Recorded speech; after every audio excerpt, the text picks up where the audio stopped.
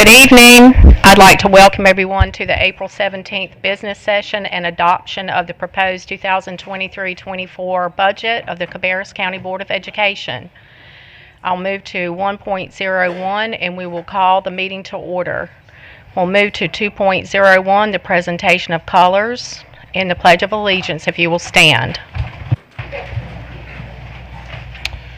Presenting tonight's colors are members of the Northwest Cabarrus High School Air Force JROTC program, and their personnel includes Cadet Major Isabella Brown, Cadet Senior Airman Alexander Cook, Cadet Airman Mackenzie Blake, Cadet Airman Diana Carranza, and Cadet Airman Savannah Ingram.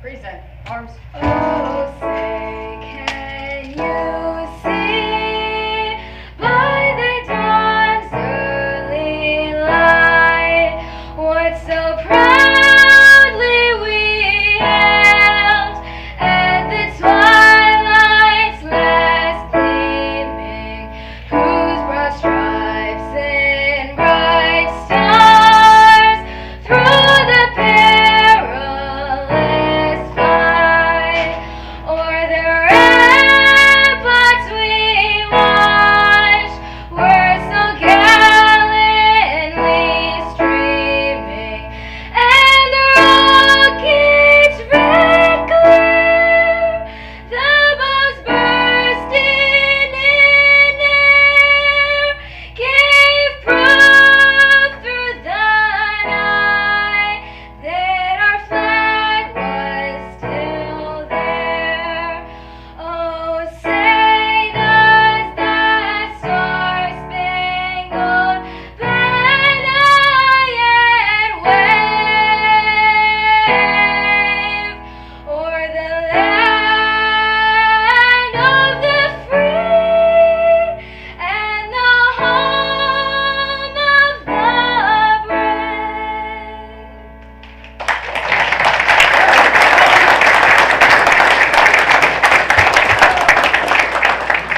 Colors.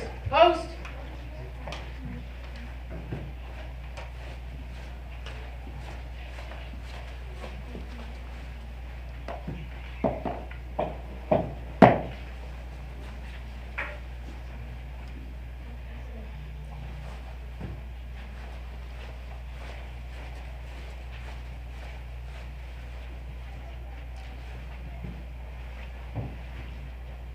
Right. Haste.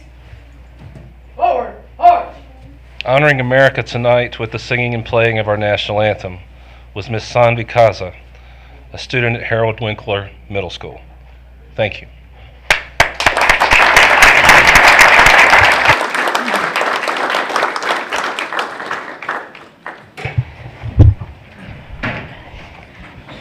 Board members, we will move to 3.01 to adopt the agenda. Before we do that, we need to add an action agenda item at 10.0 and an item at 10.01 for the adoption of the proposed 2023-24 budget. That being said, I need a motion. Ms. Lindsay? I make the motion that we approve the agenda with the amended items. I have a second. I have a motion by Ms. Lindsay, a second by Mr. Walter. All those in favor, say aye. Aye. Opposed? Thank you, board members. The agenda is adopted with the changes as presented. We will move to 4.01 and start our recognitions this evening with the Impact Through Education Awards and Mr. Phil Furr.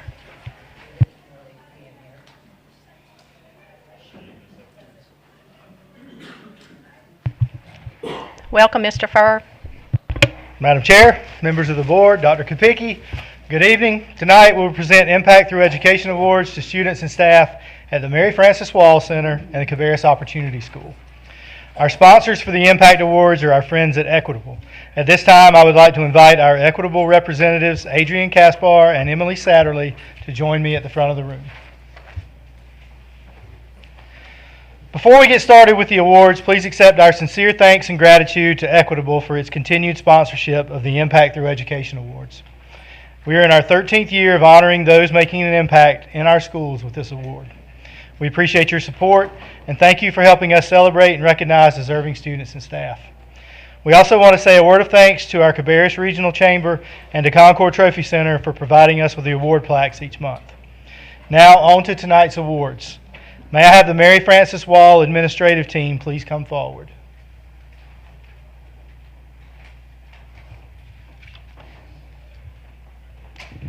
Our first honoree from Mary Frances Wall is Kyrie Austin.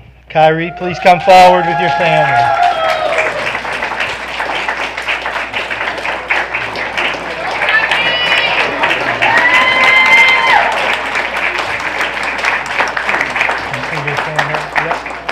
Right there.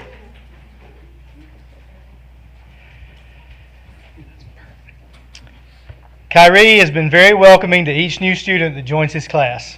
He will go out of his way to console upset friends, even if that peer went from upset to angry. He is eager to learn and help. He has a significant impact on our classroom culture. His parents are very involved and they will join in all school activities, parent meetings, food drives, and all other school activities. Kyrie has shown exponential growth in his skills, and they're very fortunate to have him at the Mary Frances Wall Center. Congratulations, Kyrie. You're an Impact Through Education Award winner for Mary Frances Wall.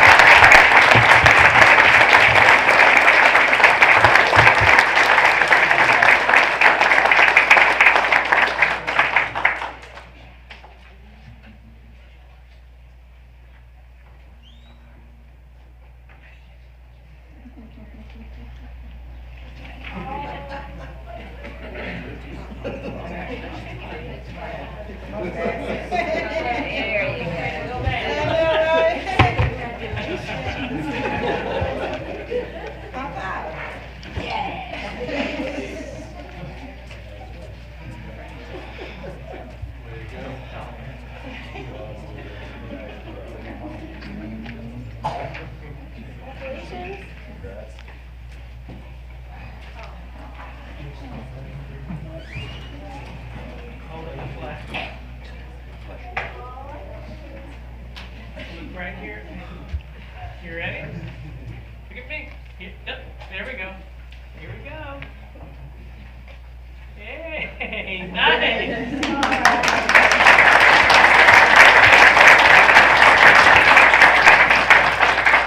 Our next honoree from Mary Frances Wall is Callie Pratt. Callie, please come forward with your family.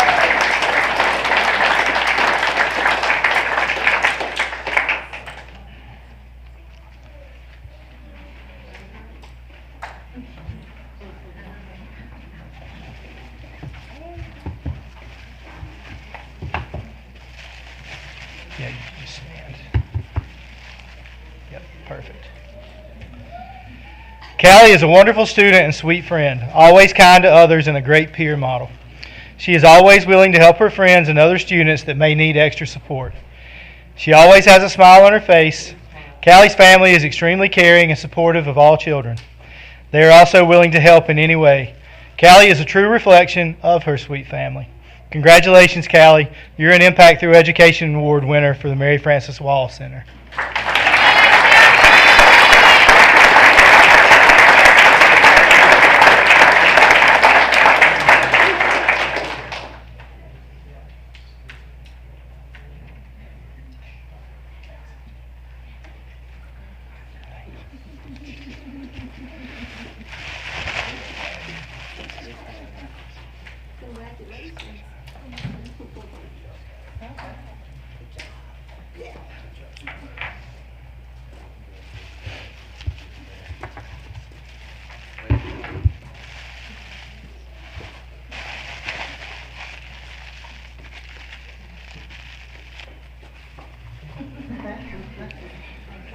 Bring it on that green dot.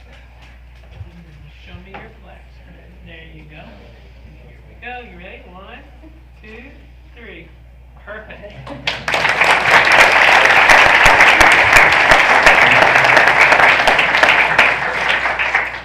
Also from Mary Frances Wall is support staff member Shay Corzine. Ms. Corzine, please come forward with your family.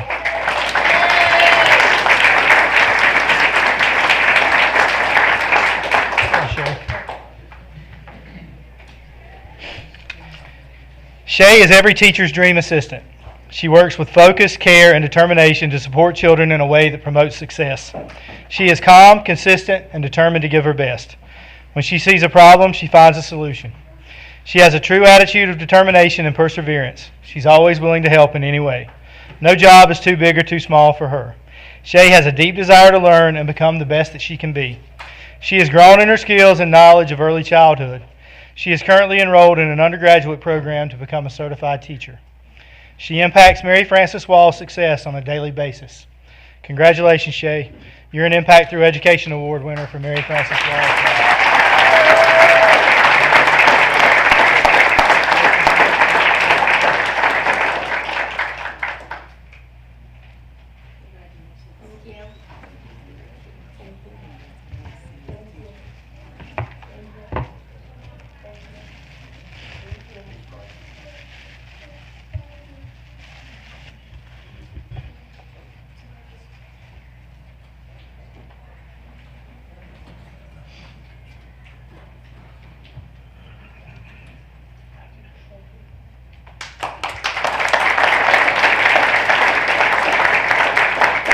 And finally, from the Mary Frances Wall Center is teacher Julia Walls. Ms. Walls, please come forward with your family.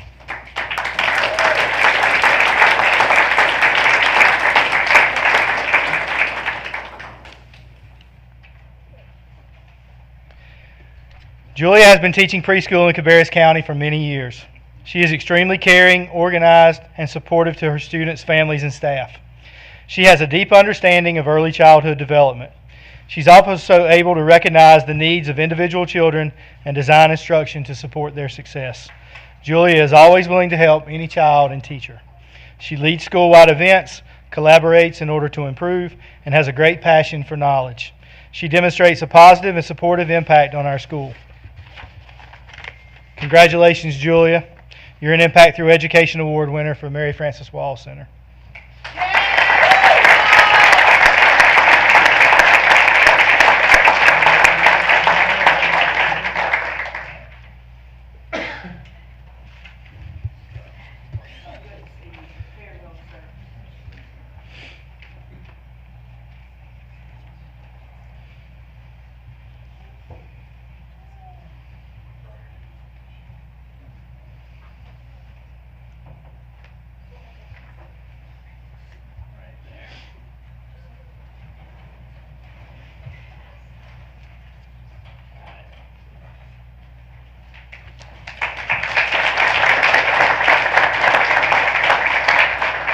We will now continue with our April Impact Through Education Awards by welcoming the Cabarrus Opportunity School. May I have the Opportunity School administrative team please come forward.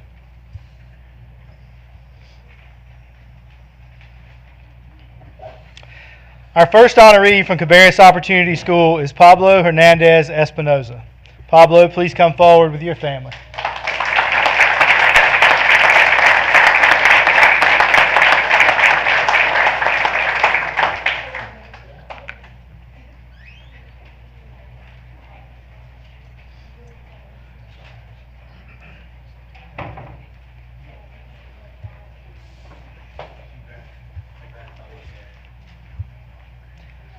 Pablo is a freshman at Cabarrus Opportunity School, and he has achieved excellence in all tiers of the school's program: attendance, grades, and positive behaviors.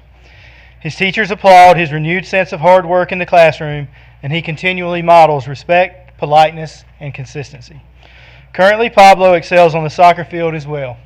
He is a member of a national team under the Charlotte Soccer Academy, and he enjoys eating great food and spending time with his family. Congratulations, Pablo. You're an Impact Through Education Award winner for Cabarrus Opportunity School.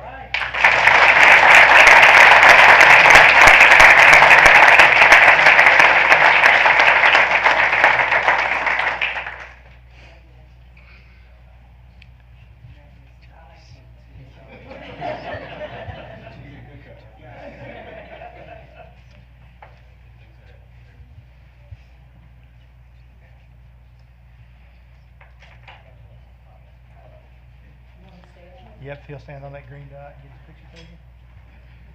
One more. Here we go. 3, 1, 2, 3. Congratulations.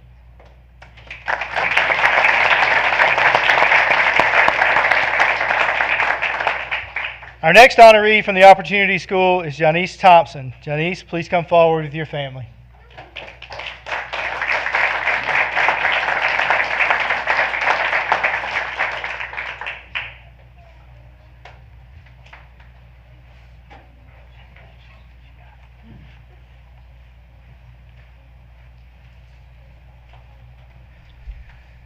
Janice is currently a junior at Cabarrus Opportunity School, where she has demonstrated excellence on all program tiers. She has a 3.5 GPA. She is currently making all A's in her classes, and her teacher stated that she is an absolute joy to teach. She earned the English Excellence Award during Awards Day, and she values the importance of education as she plans to attend college after completing high school. She is always respectful, attentive, participatory, and she submits exemplary work every day. Outside of school, she enjoys reading and working part-time. Congratulations, Janice. You are an Impact Through Education Award winner for Cabarrus Opportunity School.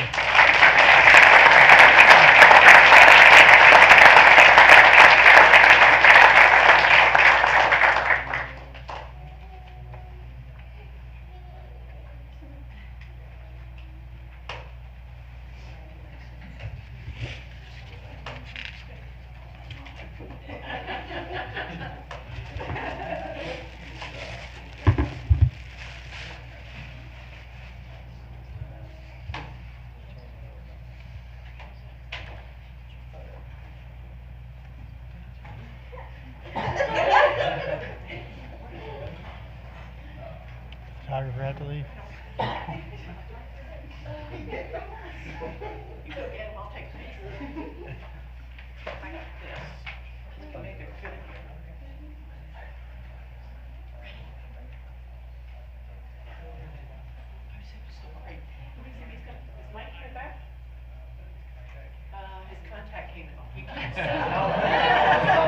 Just do one more.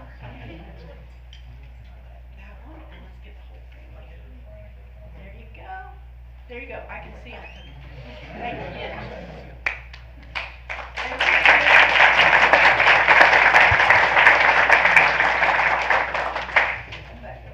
Oh, now your contact's in. No, it's not. On three, I'm gonna have to trust the camera. 1, 2, 3. I got you. I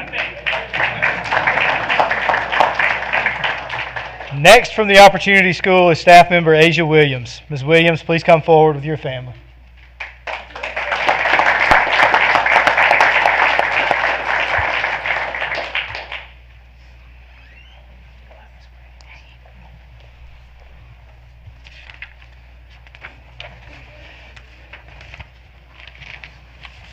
Asia Williams has been with Cabarrus County Schools since 2017. Previously, she worked as a site director with Kids Plus and a substitute coordinator for West Cabarrus High School. She is currently the registrar and front office secretary at the Cabarrus Opportunity School. She graduated from ECPI University with an associate's degree in medical assisting, but her passion to help others led her to the field of education. At the Opportunity School, she is the first important face and voice for our families. She is also our bus coordinator, and she enthusiastically greets each driver and all the students every morning, setting a positive tone for the day. She assists the teachers with classroom needs, and she creates a welcoming environment in the front office. She enjoys spending quality time with her family, traveling, graphic design, and visiting museums. Her presence at Opportunity School cultivates a climate of compassion, trust, and inclusion each and every day. Congratulations, Asia. You're an Impact Through Education Award winner for Cabarrus Opportunity School.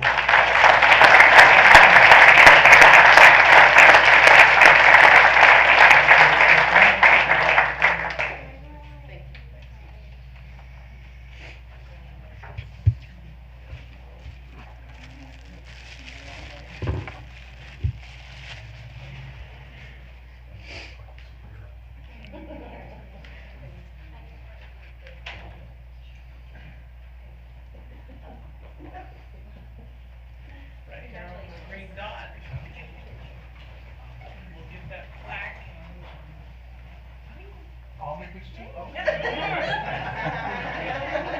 Also, here we go. 1, 2, 3. I'm pretty sure. There we go.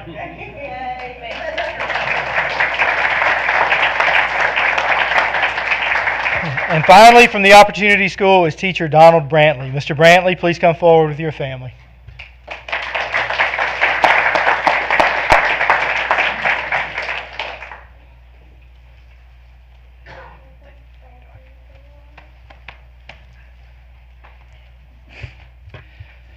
Mr. Brantley has been the middle school mathematics teacher at Cabarrus Opportunity School since 2012.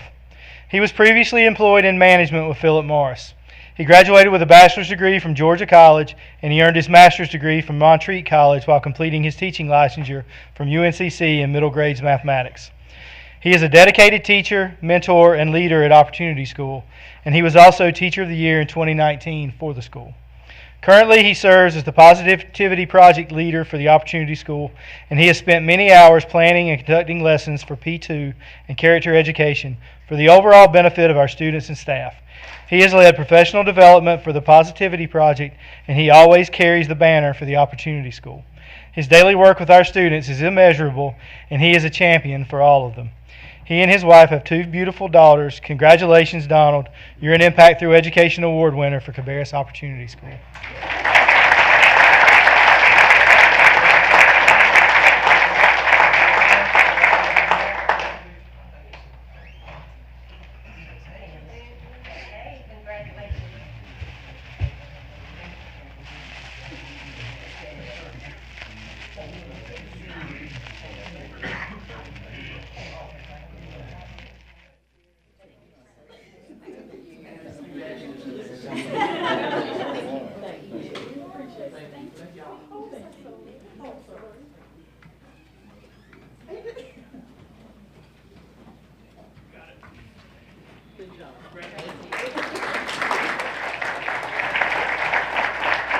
This concludes our Impact Awards presentations for tonight. Congratulations to all our recipients, and thanks again to our partners, Equitable and the Cabarrus Chamber of Commerce, for your partnership.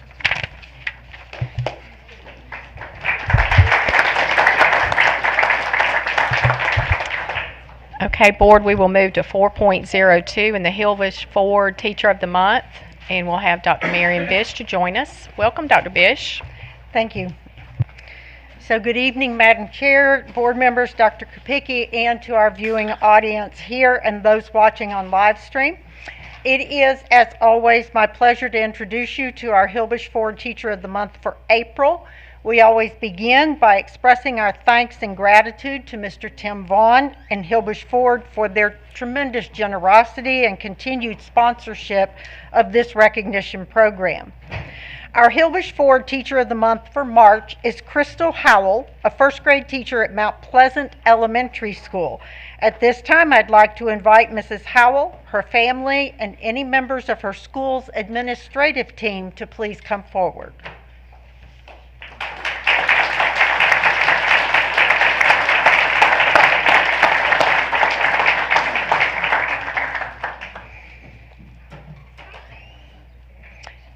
We'd like to share, Ms. Howell, the nomination that was submitted by a parent about your work.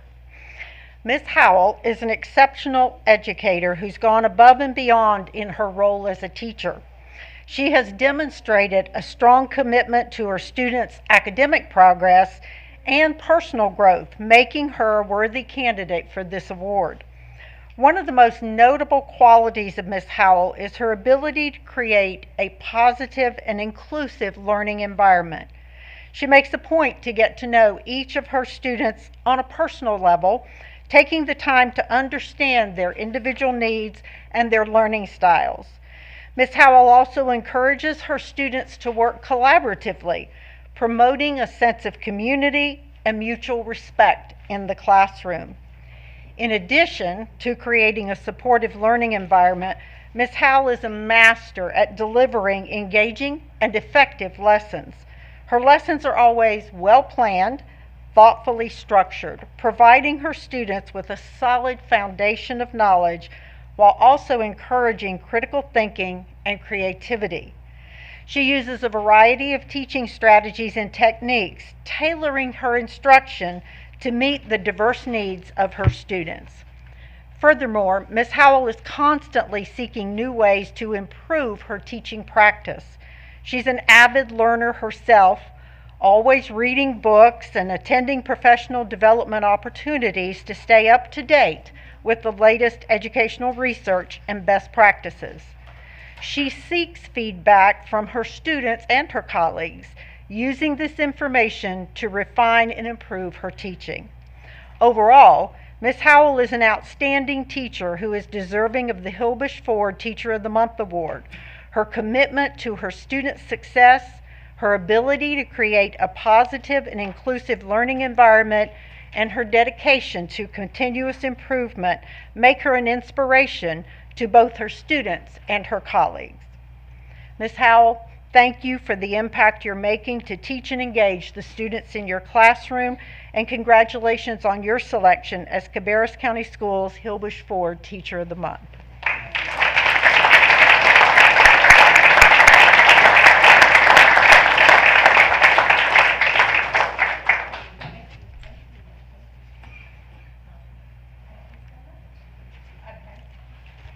right, so let's turn back of it back.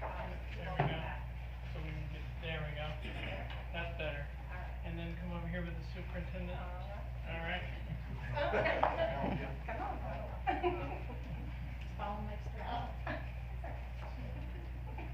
That looks good to me. All right, here we go. On three. 1, 2, 3. Gotcha. Congratulations.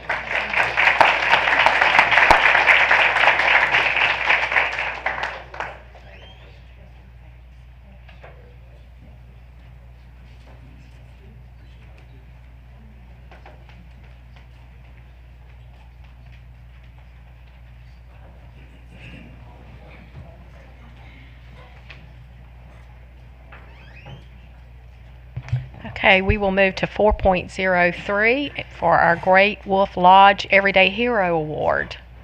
And we will invite Dr. Jonathan Bowers to the podium. Welcome, Dr. Bowers. Thank you, Madam Chair. Good evening. Good evening, members of the board. Dr. Kopicki. If I could get Mr. Campbell to join me down here, or Director of Custodial Services. And Mr. Pet Camiette, if you would like to come down and join us as well, sir.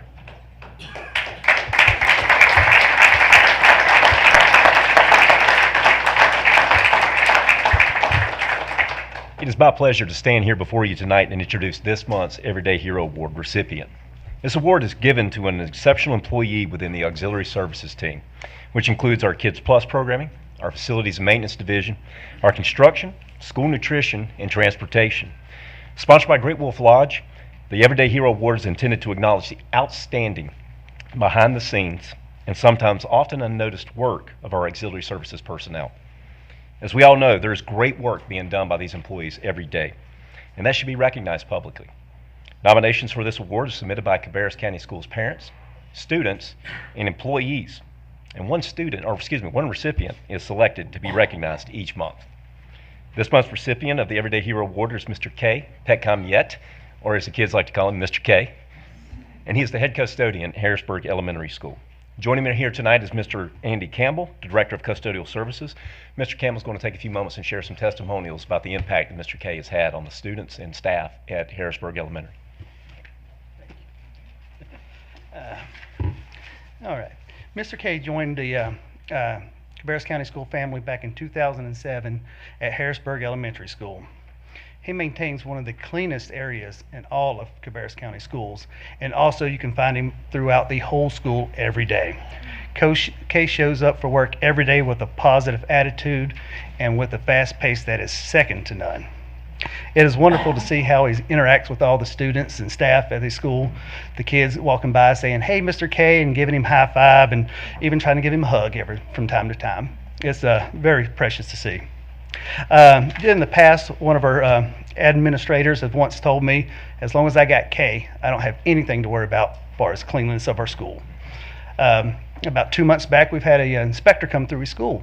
And after the inspection, it's like doing a tour at this school, not really an inspection. He does such a fabulous job. He's part of a wonderful team. And another custodian that he's worked with in the past and says, K does the job of 2 custodians. So that's just the fast pace that he works at. Kay has also been called from time to time to pull a snake from the grounds. Some people call him the snake whisperer. It is truly a pleasure to see somebody that has the passion and skill to want to serve other folks. And it is my great honor to pronounce the March Everyday Hero to Mr. K.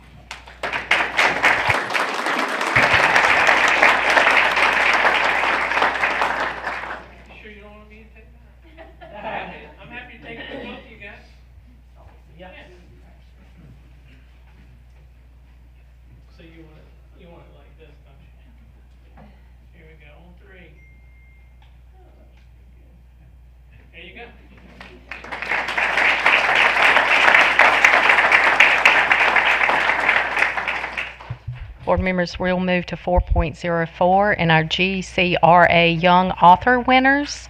And we will welcome Miss Emily Francis to the podium.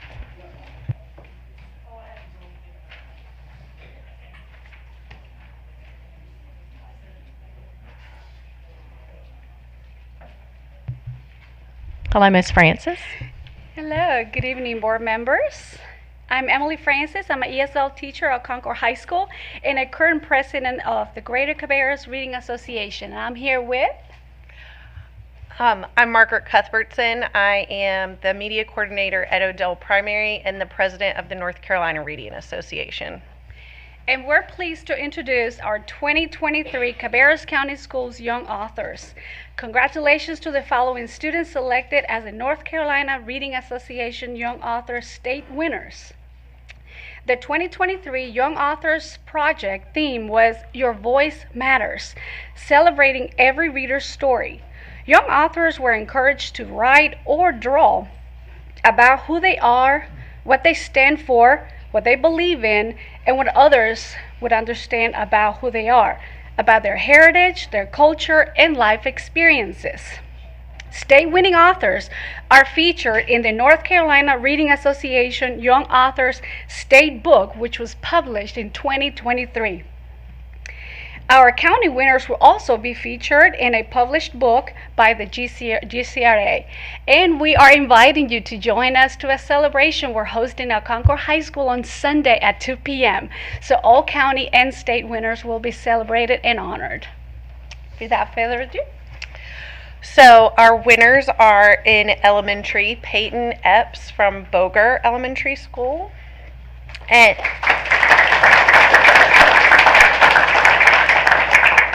we have a few people not present that we wanted to honor. Sahana Salvakumar from W.R. Odell Primary. In middle school, Dorian Young from Concord Middle. Thomas Eisenhower from Winkler Middle. And Melina Hong from Winkler Middle.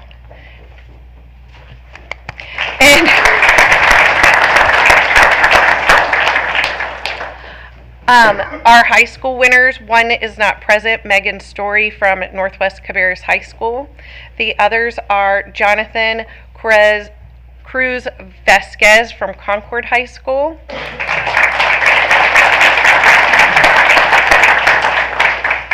Dixon De Leon Perez from Concord High School. Kate Hemrick from Coxmill High School. Loretta Linhart from Northwest Cabarrus High School. I'm getting it all messed up. We have art winners, Miriam Hernandez Avila from Concord High School.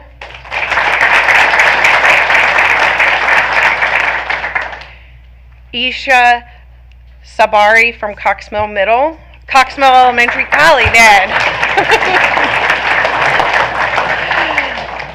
We have 3 Forever Young writers, so these are writers who are out of high school. Michelle Aldrich from Winkler, who's not present. Leslie Roberts from Weddington Hills Elementary. And Emily Francis from Concord High.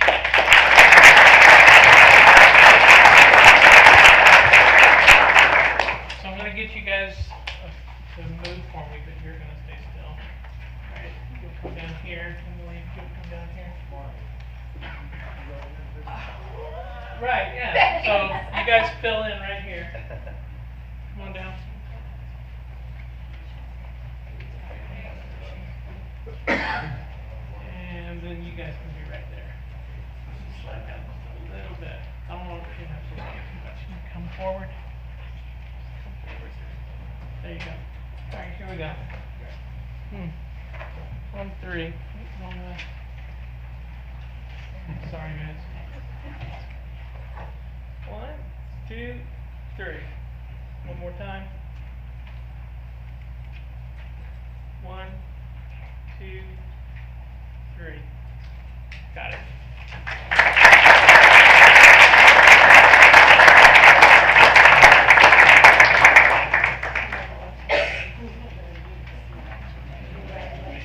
Okay, now, 20.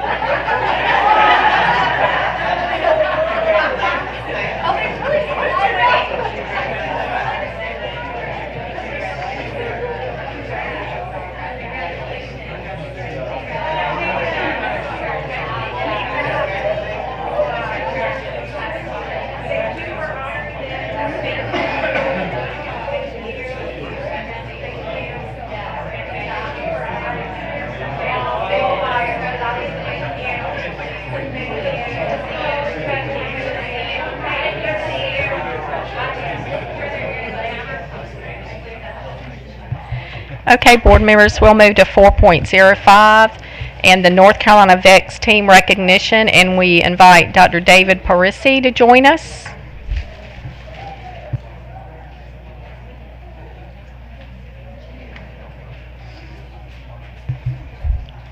Good evening, Mr. Parisi. Good evening.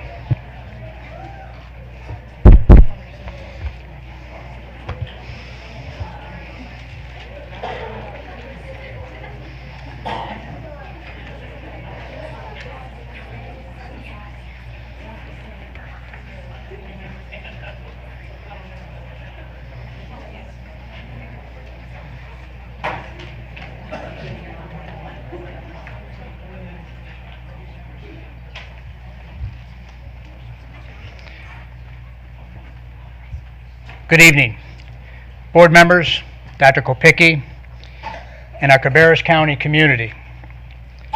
Tonight, I have the distinct privilege of presenting to you 5 CCS VEX IQ Elementary competitive robotics teams that have qualified to compete at the VEX World Championships being held at the K. Hutchins Convention Center in Dallas, Texas. North Carolina had 75 elementary competitive teams this season, the largest number since the introduction of the official VEX IQ robotics in 2014.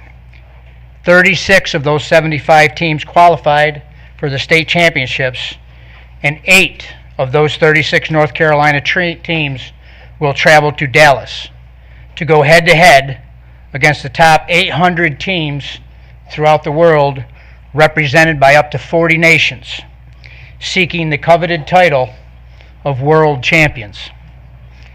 With us tonight, and no stranger to when it comes to qualifying for the world's competition, are 3 teams from our Weddington Hills Wildcats. Team 44010W, Gear Girls, are the Innovate Award winners.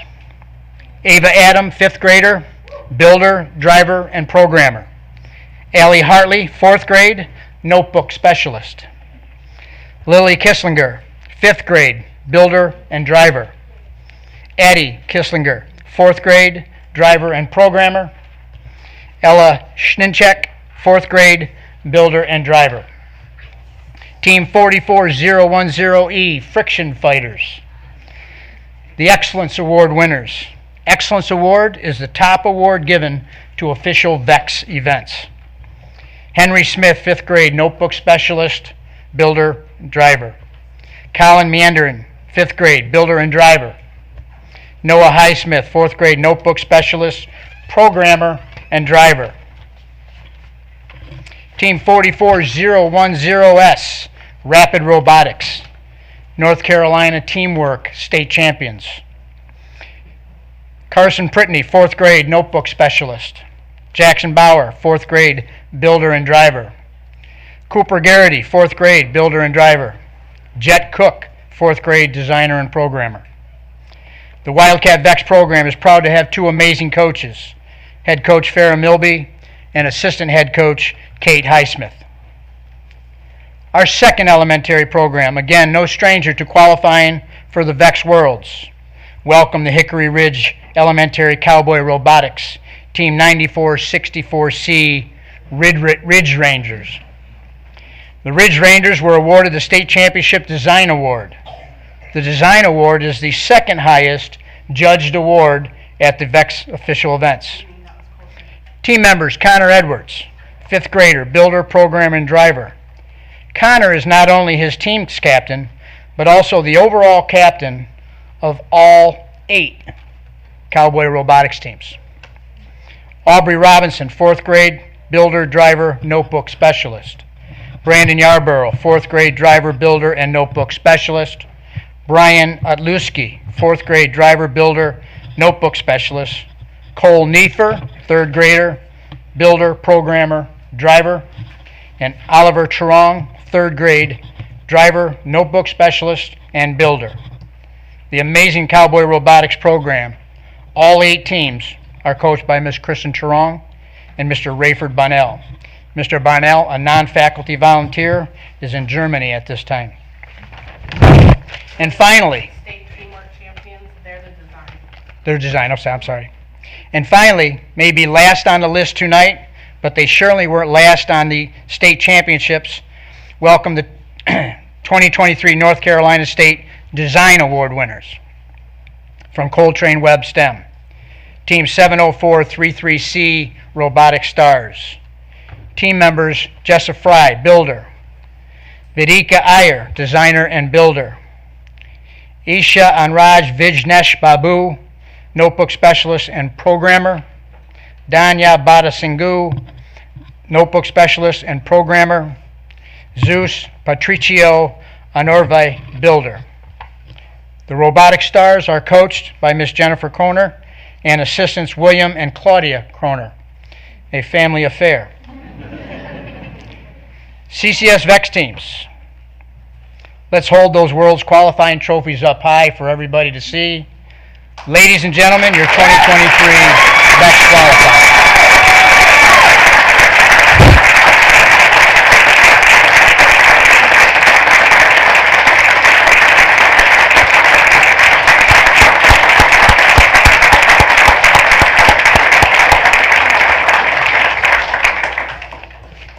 Thank you.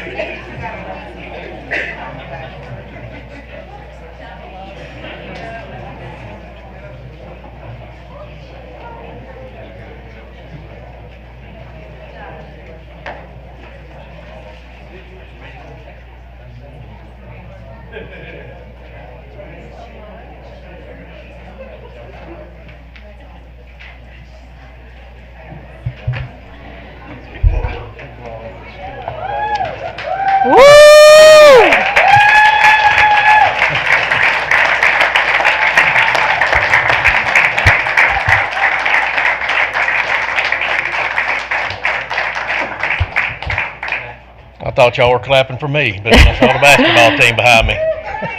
Board members will move to 4.06 in the recognition of the Central Cabarrus High School men's basketball team. Well, in case you haven't heard, the Central Cabarrus basketball team won the 3A state men's basketball championship this year.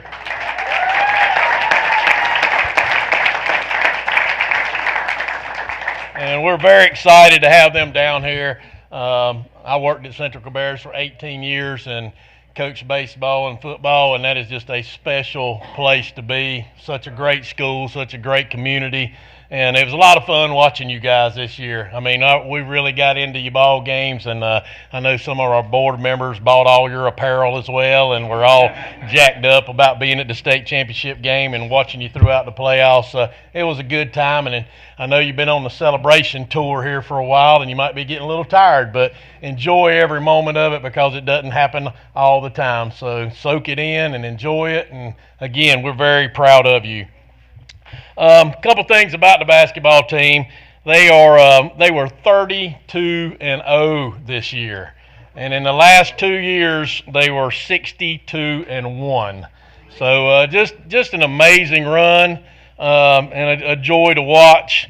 Max Preps had them as number 13 in the nation at the final poll of this year. So another outstanding accomplishment. And Phenom Hoops and High School OT had them ranked number 1 as well in the state of North Carolina. They led the state in scoring with 87.8 points per game. Just an amazing thing. But one of the things that Coach Baker sent me that struck me was they led the state with second in the state with 24.9 assists per game. And what that tells me is that is such an unselfish team right there. And that was what's so fun about watching them play, was they would pass the ball. They didn't care who got the glory for it, that they were passing to their teammates, and they had a sense of knowing where each other was on the court at all times. So I love to see that team play, and you didn't worry about who got the 25 points that night or who got what. You just were in it for team ball. So let me introduce the players here, and if you will, step forward a step or two when I call your name. Number 3 was Jaden Thompson.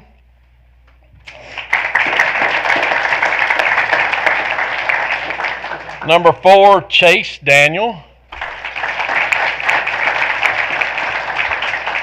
Number 11, Jake Baker.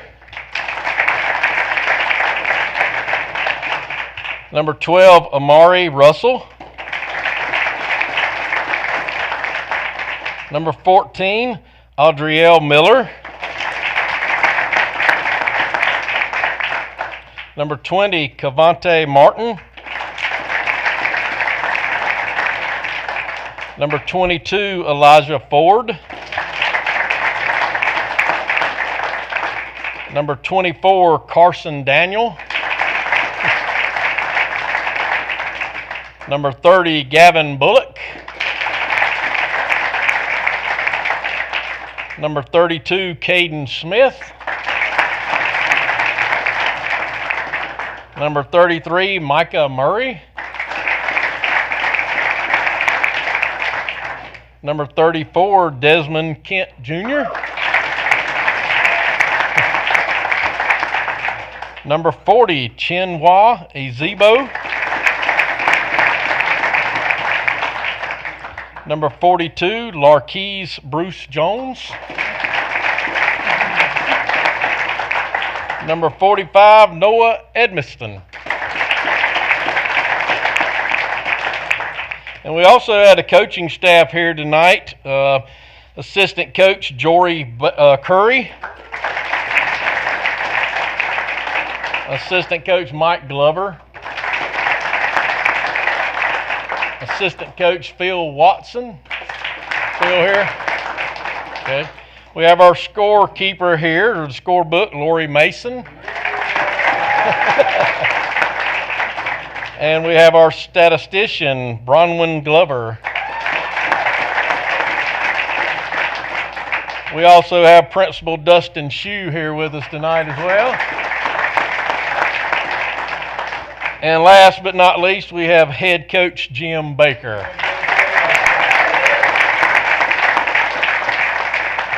And I'd like to ask Coach Baker to come up here for a minute just to speak about the season briefly. And Coach can get long-winded, so I was already warned about this. He warned me himself. But it's good to see one of the good guys win a state championship. I've known Coach Baker for a long time, and he does things the right way. And he's a great role model for these guys, and I think all y'all would vouch for that. So very, very proud of him and the things he does each and every day, even and a lot of things behind the scenes that he doesn't get credit for. So, Coach, we're very proud of you for winning the state championship, but not only that, for what you do for the kids. Thank you. Appreciate you. Thank you. Go ahead and talk to us. Thank you, Coach Tyson. Just like to thank the superintendent, the chair, the board, and the opportunity to come here and show off our basketball team. And we had a little function downtown the other day, and I really believe this. This is what the best of high school is all about. We've got 8 of our 12. We did move up some JV kids going down the stretch, but 8 of our 12 are in our academic STEM program. They're great young men. They do extremely well. Most of them don't even know where the control room is in the school. If I had to go down the line, I don't know if any of them really know where they have to go if they're in discipline. They're great young men, great families, great parents, and so proud of them, proud of Central, proud of our alumni, so happy for everybody. When we won the championship, somebody said, "Baker, you just stood there and watched." I said, it was just so much fun, just watching everybody jump up and down, the students going crazy. And I said this the other day, I knew we had it going at Central when the superintendent was in the middle of our student section with a Central Cabarrus green hoodie, so I appreciate it. Thank you. Okay. All right, thank you.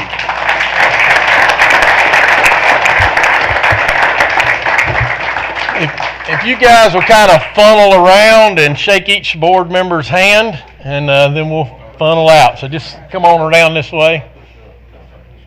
Yeah. Come on down here, Elijah.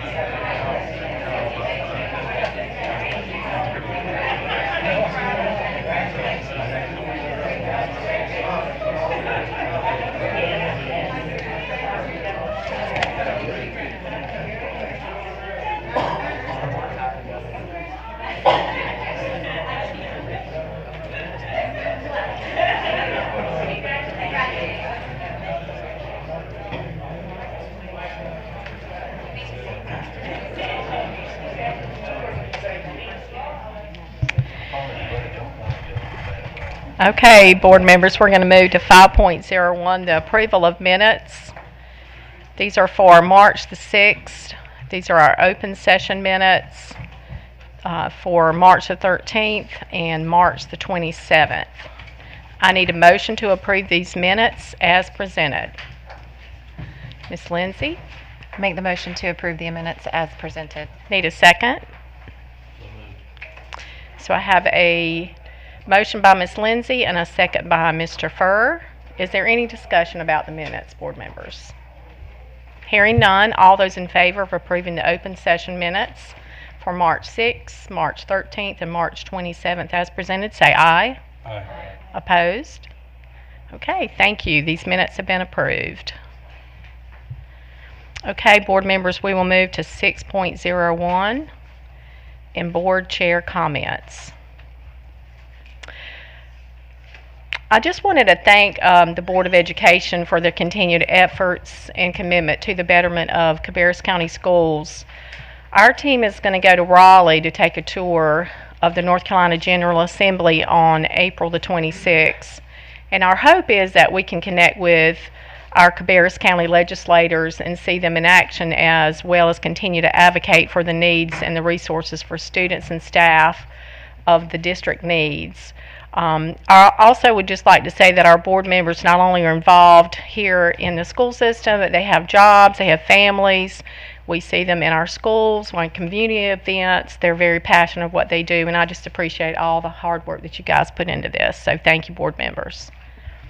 We'll move to 6.02, our superintendent comments with Dr. John Kopicki.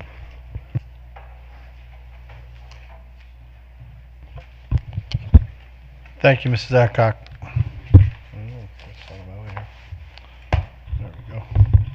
Just a couple quick things. First and foremost, I want to thank our teachers for all the work that they do.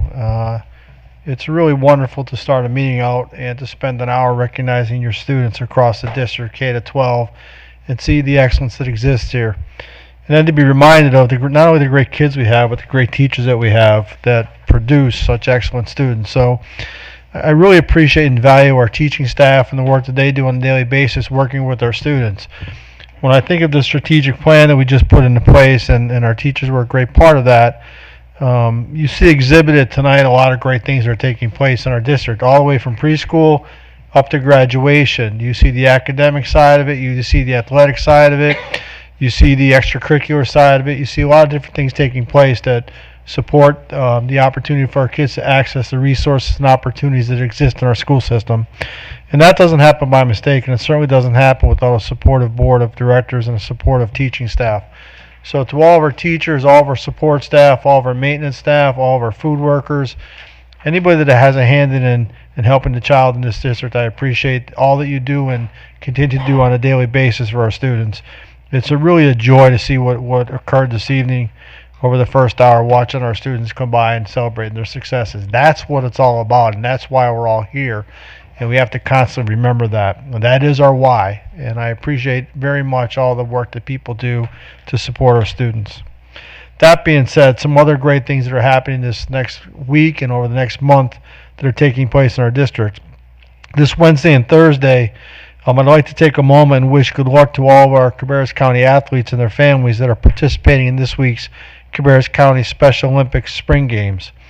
I look forward to seeing our students and our staff on Wednesday and Thursday at the Cabarrus Arena for an exciting day of competition, and welcome our community to come out and support that event and support especially our athletes competing.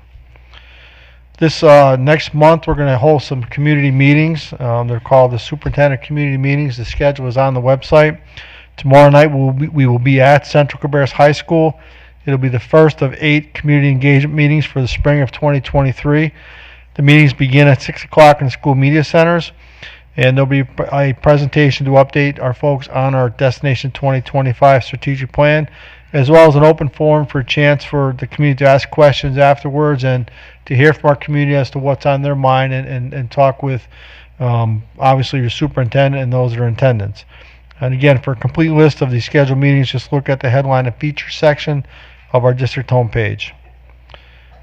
The Night of Excellence, the Cabarrus County Schools will host a Night of Excellence on Thursday to name our 2023 Cabarrus County Schools Teacher of the Year and celebrate the many outstanding accomplishments of other district staff members this year who have been named as the best in our district this year. The public may watch via our YouTube channel on Thursday night at 7:30, and the viewing link will be shared on our district homepage as well as social media. Again, if you want to see the talent that exists in our district, I encourage you to get out to the Gibson Mill Market. You will see incredible, fabulous, just tremendous artwork displayed throughout the Gibson Mill Market. Our district will host a youth arts festival that are showcasing the visual and performing arts on Friday. That's this Friday, April 21st from 5 to 8 p.m. at the Gibson Mill Market. We're asking you to join us for this evening of fantastic performances, food, and fun. Special recognition to all of our art teachers in the district who have helped our students present this work. And my deepest gratitude to Bart Tolbert, who continues to promote all the good things that are going on in the arts in our school system. Bart has worked tirelessly to promote this event and to celebrate our students, and I am deeply grateful to Bart for all of his work in promoting our kids and promoting the arts and things that take place here in the Cabarrus County school system. So Bart, great work. And then we have a special evening on May 3rd, 2023. The Cabarrus County Schools will be hosting a student and family mental wellness forum on May 3rd at the J.M. Robinson High School from 5 to 7 p.m. Our keynote speaker is Dr. Sonia Richardson. She will be there in addition to a panel of Cabarrus County School mental health professionals and 20-plus providers to assist with questions and provide resources for families in the area of student wellness and student mental health. We're all aware of some of the struggles that our students are facing throughout our community, and we want to make sure that we continue to advocate for our students and also to provide resources and opportunities for our community to engage with us to talk about some of those issues, but also to give you resources that you can use to help your children and our district's children. We'll also have food trucks on site along with activities for school-aged children. Again, you can visit our district website for the upcoming calendar on that event, but it's May 3rd from 5 to 8 p.m. 5 to 7 p.m. at J.M. Robinson High School. I'd like to thank Amy Jewell, John Basleys, and Amy Lauder, and the leadership of Dr. Mary Beth Roth for putting this event on. And then lastly, just reminding everyone, it's April 27th, but it'll soon be June 8th, 9th, and 10th, which kicks off our graduations, which actually begin May 20th. The class of 2023 and their families are beginning that countdown to their graduation days. The Cabarrus County Schools will host early college graduations on May 20th at West Cabarrus High School. All the other graduations are at the Cabarrus Arena Event Center, and if you visit our district webpage, the dates are there. But I can tell you it's June 8th, 9th, and 10th when we graduate all of our high schools. So we welcome everyone there. Again, that is the best event that we host because it's a celebration of all the things that all of our students have accomplished, and again, it continues to remind us of our why in advocating for our students and getting them to that finish line to cross off that accomplishment and move on to the great things that they will do in their career aspirations when they leave Cabarrus County Schools. That's all I have, so thank you.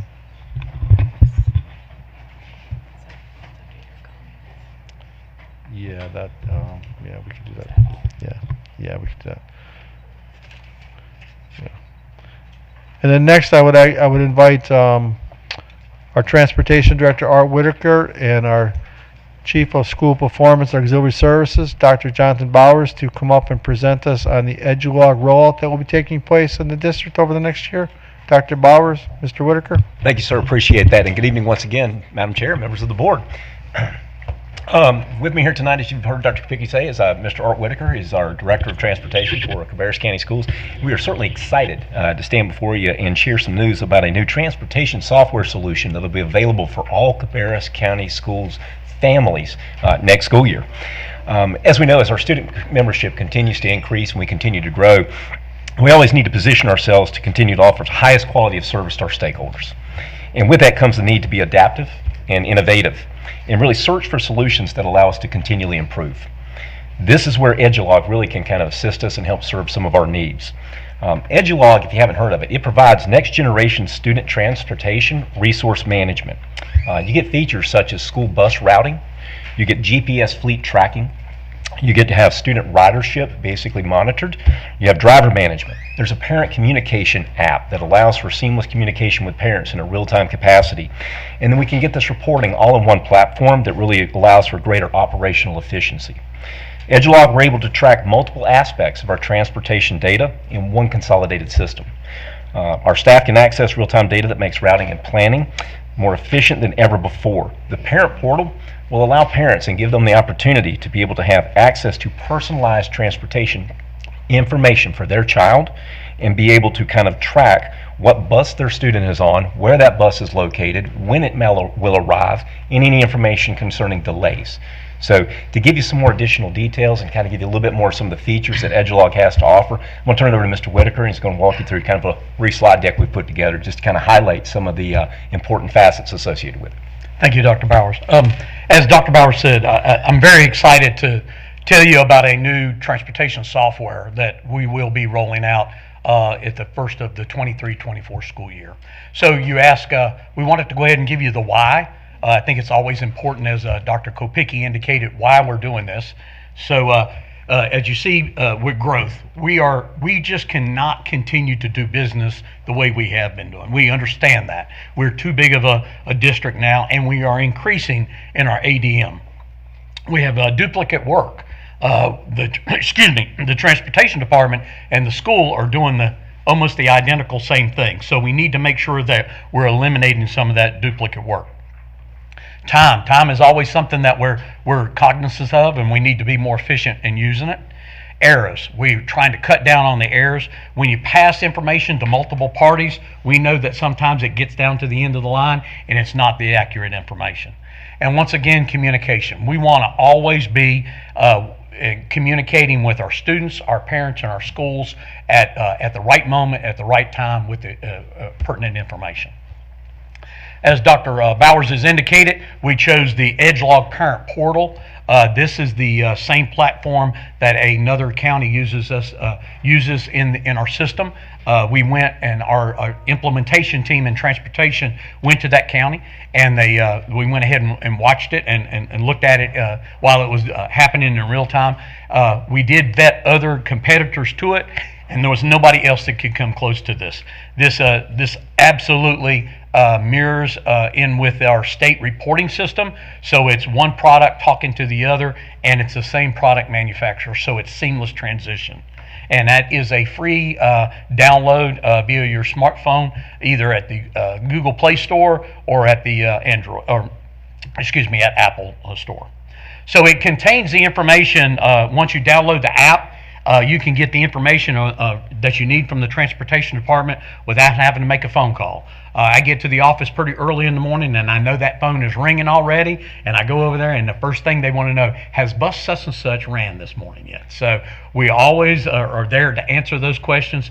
With this product, you'll be able to, and the parents will be able to see where that bus is and what it looks like in real time. You'll receive timely messages on bus delays. We have a push to notification that if that bus breaks down or we have some kind of issue with that bus, we can send that particular bus on that particular route for that particular school information to that parent's smartphone that will tell them if the bus is delayed. So we're not making these mass communications, that we can actually go down to the actual run that bus is actually making. Why use the Edgelog Parent Portal? Well, we all know that accessibility is always important. We put the essential transportation directly into the parents' hands. We can reduce the extra phone calls and the common questions that we always get. We have the security feature built into the app, and it gives parents access to their children's transportation information with unique, safe, and secure logon. You need 5 pieces of information in order to access the app and to get approved. You need all 5. You miss one, and it will not let you access the information. Accuracy, you have all the accurate bus information right there at the palm of your hand. It gives you the alerts. We can actually set, or the user can set, a defined zone around their home. And you can have a 2-mile zone, or you can go all the way down to 0.1 of a mile, 520 feet. And if that bus starts to come toward your area, it's using our GPS signal and it's pinging the bus and it's pinging back, and it will tell you when that bus actually enters into your area that you have user defined, and it will send you a push notification to your phone that the bus is actually entering your pickup area. It has automated communication, which reduces the phone calls to the transportation department by delivering the information the parent needs, such as the buses broke down. And then once again, I can't talk to you enough about the parent messaging component. It will always allow for the parent to receive messages in regards to traffic delays or bus substitutions. Features of the app. As Dr. Bowers indicated, it does a lot. But what we're concentrating on just in these early pilot stages are, it will tell you, you will get push notifications when your child's bus is within a certain distance of their stop. It will show you where the bus is on the route, and it will give you the current pickup and drop-off times and locations of your bus children's stop. What this app cannot do, I want to make sure that we understand, it does not tell you whether or not your child is on the bus or not. It does not tell you if your child got off the bus at the bus stop. It merely gives you that ability to know that that bus is within your area and what time you can expect it. Once again, the benefits of this are the parents can view the bus, you can get ETAs, and we have controlled messaging. Schools can reduce the call volume. We have better communication with our stakeholders, and the schools are really going to love it because it's going to cut down on a lot of paperwork. The students, we can always agree that the students might stress over the fact, did they miss the bus? Did the parents stress on it? Did we miss the bus, or what's going on with the bus? It reduces the stress level in trying to make sure that we didn't miss the bus, and it gives that one-stop application for everyone that has a cell phone and has that secure logon information to determine where the bus is, and it has all their transportation needs on their cell phone. Our pilot schools, which we're going to be trying to work our magic here at these pilot schools, are Hickory Ridge Elementary School and our Wolf Meadows Elementary School. We are now in the internal phases of testing this product.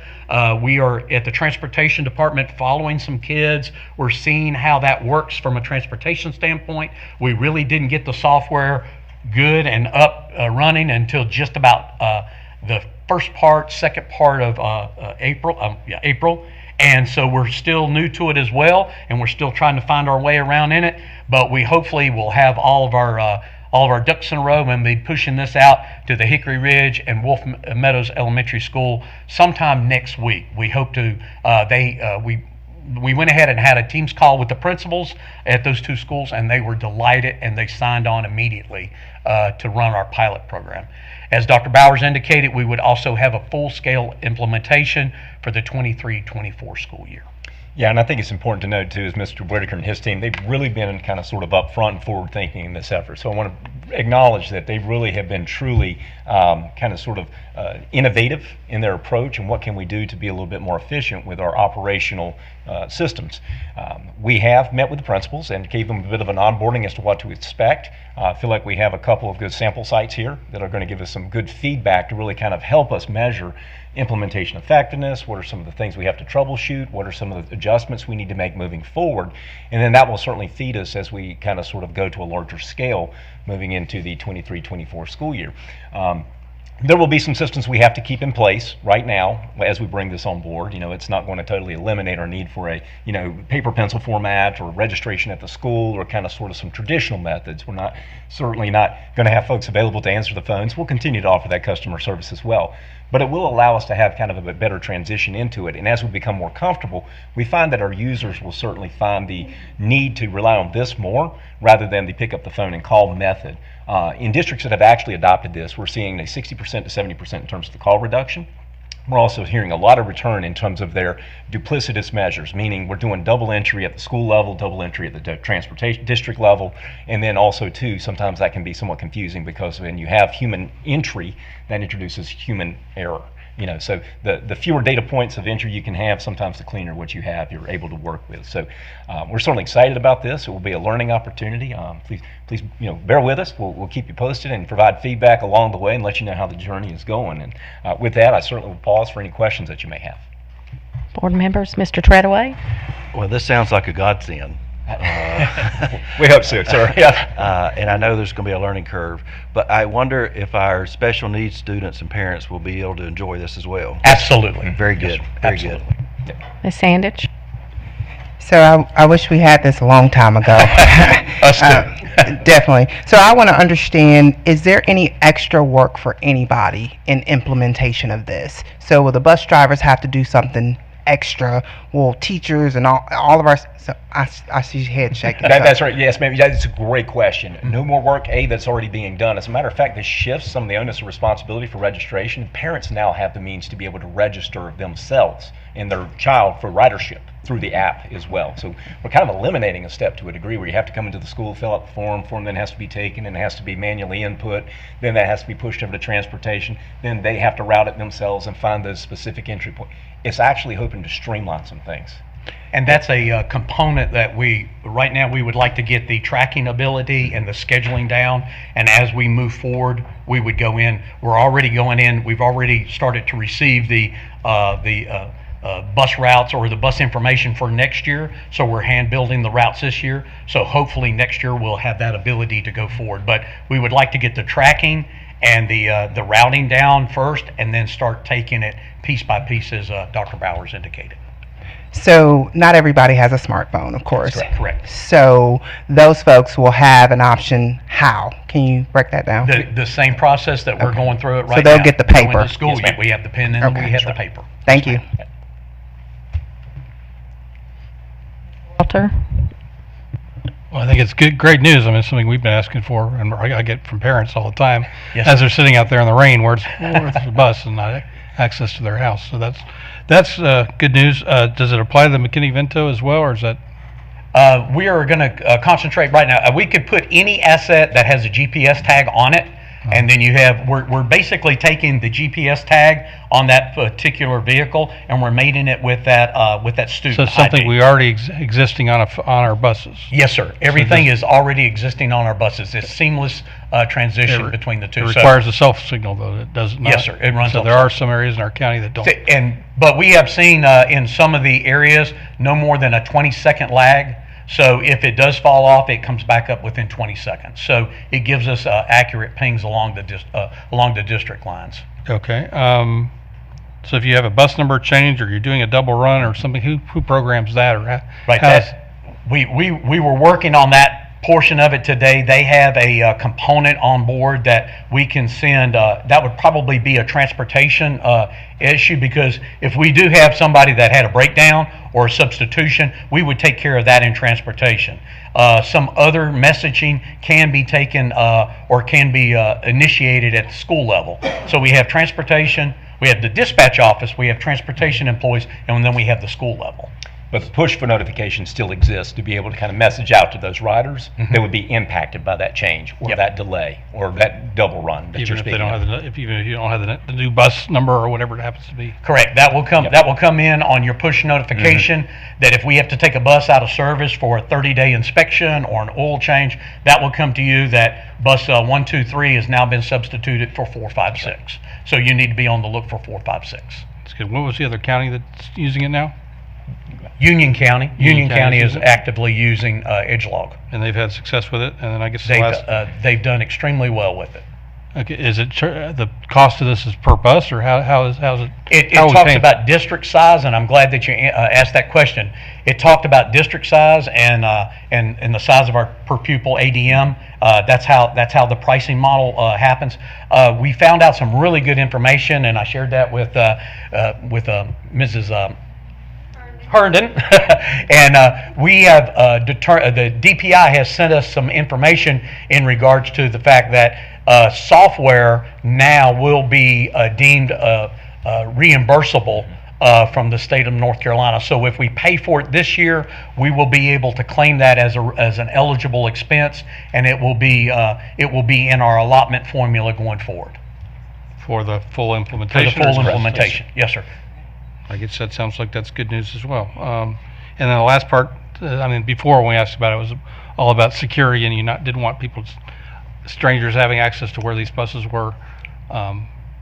what are they telling you about that? Or Well, how do they protect that data? They're protecting that data with a secure, highly encrypted cloud based information. And once again, as I indicated, it takes 5 pieces of information to be able to see that. You need the student's name, you need the student's ID number, you need the date of birth, you need the school that they go to, and there's one more, and I can't remember what it is. But you have to get every last one of those correct before the app will go out. It will register you. We will see that that individual has been registered, and then the names of those students that are associated with that parent. If you have multiple children, it gives you multiple children's transportation information on there. So all you have to do is do it one time, and you get your multiple transportation. Okay, could we see the agreement you have with the software company? I sure can. As Yep. well. I'll be more than glad to send that to you. Miss Lindsay? I was going to ask about cost, but Rob stole everything. So I am excited about this, though. I appreciate you making this happen, because I know that we have been talking about this, and I know that parents are going to be thrilled to be able to access this information and just be able to see where their kids are at or where the bus is. I'm sure my daughter will find some way to pull it up so she can get to the bus stop last minute, right before the bus comes in. But thank you very much for working on this. I appreciate it. You're welcome. Thank you. Miss Escobar? Yes, thank you. I was just thinking this morning, just praying that they're going to make the bus and watching them run down the street. You don't know when it's coming.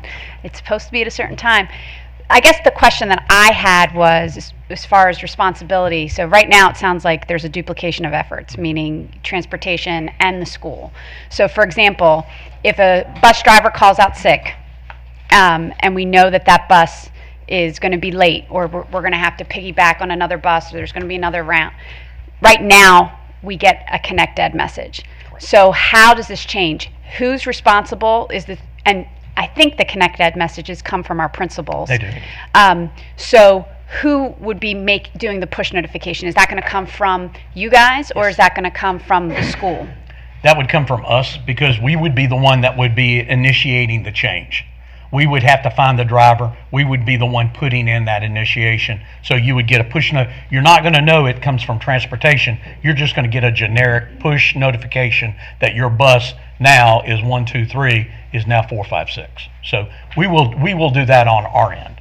Right, and just going back to the security question, so I think about baby monitors, right? So it used to be people who, if they wanted to, they could go around and find a Wi-Fi signal and hear a baby monitor, right, in someone else's house.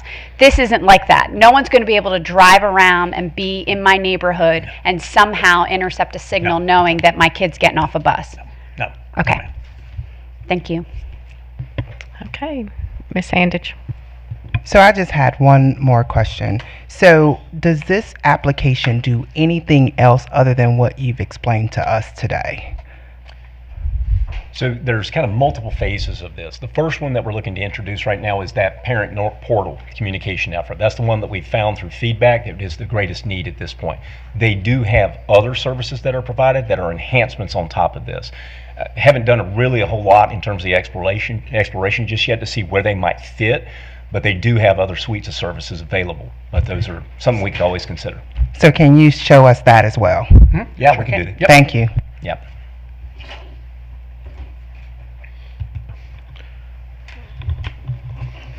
So right now, according to Edgelord, there's over 6 million students that are transported on 85,000 buses across the company using this app. So it's widely used, and it's been highly successful in a lot of places, as Art and Dr. Bowers have indicated.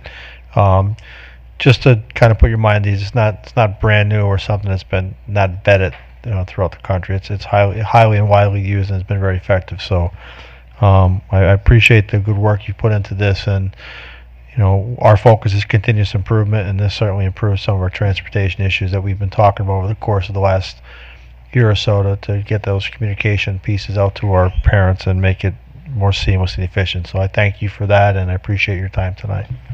Thank you, guys. Thank you. Appreciate all the work you did on that. Okay, board members, will move to 6.03 and our board attorney comments with Mr. Jay White.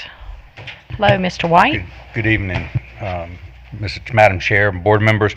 Wanted to update you on the school calendar bills. There is the calendar bill, House Bill 86, passed over to the Senate, and it is now in the Rules and Operations Committee. That is the bill that allows the opening of schools on the Monday closest to October the 10th. And so I think that is something that's promising out there. Then what happens is there are other local bills that are out there that are affecting other school districts, but I wanted to let you know about those. Then what happens is House Bill 219 is the resolution that y'all passed in opposition to that House Bill 219. That was referred to the Committee on Rules on March the 1st and has not moved from there. I checked just a little while ago and still hasn't moved at all. So you have, I think that y'all are very proactive in that regard. I also want to let the board know, if you didn't know, that the House passed its version of the state budget over to the Senate, and that is contemplated to have a 6.5% increase in the year 2023-2024, and then an additional 3.75% increase as it relates to education in 2024-2025. I break that down because, as y'all know, there is a biennium budget that they pass, which is a 2-year budget that gets modified after, into the 2024-2025. But that's the reason why that's broken down. There are some highlights in there that there is an average of a 10.2% teacher raise over the biennium, including steps increases for master's pay and other supplements. It reinstates master's pay. That is a big issue that y'all have heard time and time again. And so those things have been taken care of. And also, prior to the passage, there were some amendments to the House budget that Amendment 12 postpones the requirement that reduces 4th and 5th grade class sizes until the 2024-2025 school year instead of the 2023-2024 school year. So that's where we are right now. Any questions, board members? Okay. Thank y'all. Thank you very much. Okay, board members, we'll go to 7.01. This is our guest speakers address the board. Now we'll go through some procedural things that need to be said. It's now time for public comment. Each speaker will be allowed up to 3 minutes to speak. An individual speaking for a group may be allowed up to 5 minutes at the discretion of the board chair to express interests and concerns related to the official business of the board and school district. The speakers will be called in the order in which we receive the request. A person may not be substituted for a speaker, nor may one speaker donate time to another speaker. If a speaker runs out of time, then the speaker may leave the additional information with the board clerk. Statements reasonably perceived to be disputive or imminently threatening to the orderly operation of the meeting shall not be permitted. Any limitation on comments shall be viewpoint neutral. The board chair has the authority to rule a speaker out of order. If a speaker or attendee willfully interrupts, disturbs, or disrupts this meeting and refuses to leave after being asked by the board chair, then the speaker may be escorted out and could be arrested for trespassing or disputing an official meeting. Board members will not respond to individuals who address the board except to request clarification of points made by the speaker. So we will start with our first speaker. You can come up to the podium, and it is Courtney Steinberg.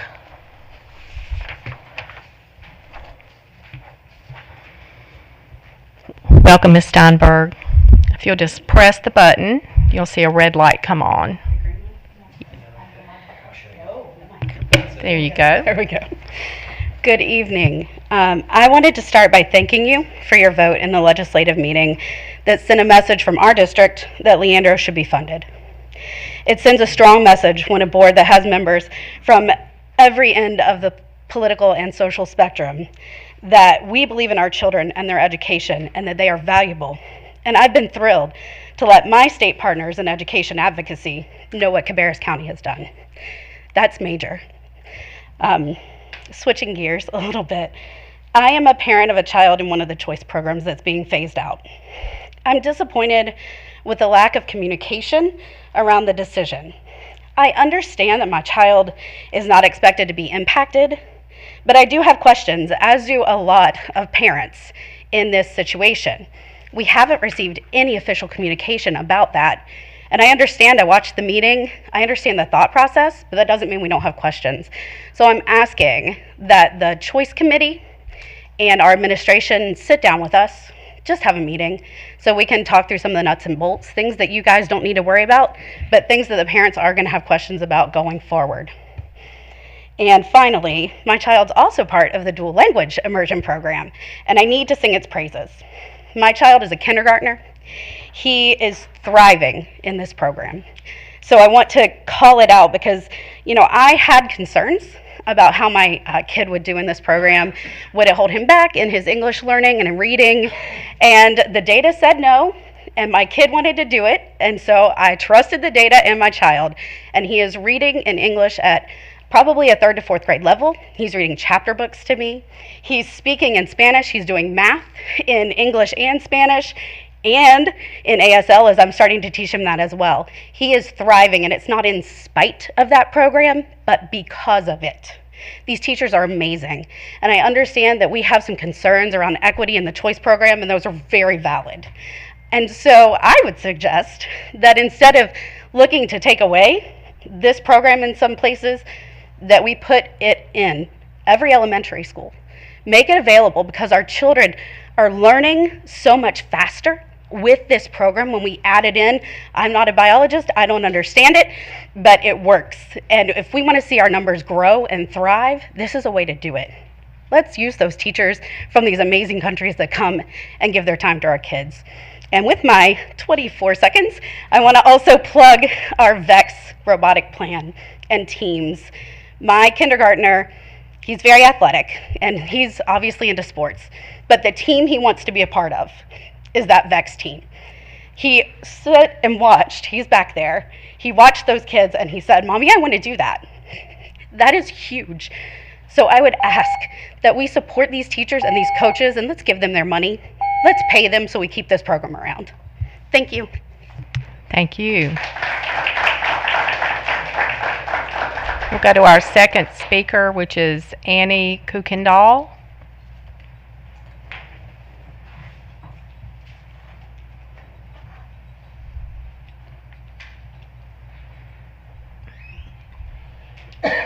Good evening. Good evening. Do I need to press it? It's on. Okay. Dear members of the school board, my name is Annie Kuykendall, and I am in the 10th grade at J.M. Robinson High School. I am addressing you today because I would like to address a critical issue that affects every student in Cabarrus County. Violence has become more increasing and devastating, and I'm not here to address the gun violence, which has obviously come to a big concern as I have seen what's happened in Tennessee and Kentucky. I am here today to talk about the physical violence that I have noticed as a student in Cabarrus County. The first incident I'm going to address is the bus driver being attacked at West Cabarrus High School on February 27th. The bus driver was attacked during a Bus Driver Appreciation Week for unknown reasons, and the bus driver is 84 and unable to defend himself. Although this situation has been dealt with, it is still a devastating event. What can we do to prevent this? I am unsure. But like I said, this situation was dealt with, but I do not want the situation to be forgotten about. The second incident is a personal one, because it involves my youngest sister, who is in 7th grade. A boy in her grade kicked a very hard shoe into her face. In fact, he kicked it so hard it gave her a bloody nose and a concussion. She was out of school for a few days and fell behind in schoolwork, and she is a straight-A student. She wanted to do sports, but was almost not medically clear until the last day of tryouts, which put her behind. I go to school now, worrying that I will find her injured when I go home. What I think we could do with this is some form of indefinite action should be taken. If kids know they're not going to be punished, they will continue this behavior, and nothing was done about the situation with my sister. The kid was not suspended or anything like that. So she goes to school with the kid, knowing that she doesn't know what's going to happen next. In conclusion, I implore you to take a strong and decisive stand against gun violence and physical violence in our schools. Although it is a priority about what happened in Tennessee, I am sure everyone is thinking about ways we can keep students safe and the well-being of our students, and take bold action to create a safer, more nurturing environment for all. I encourage you to take urgent action and keep students safe. Thank you for your time. Thank you.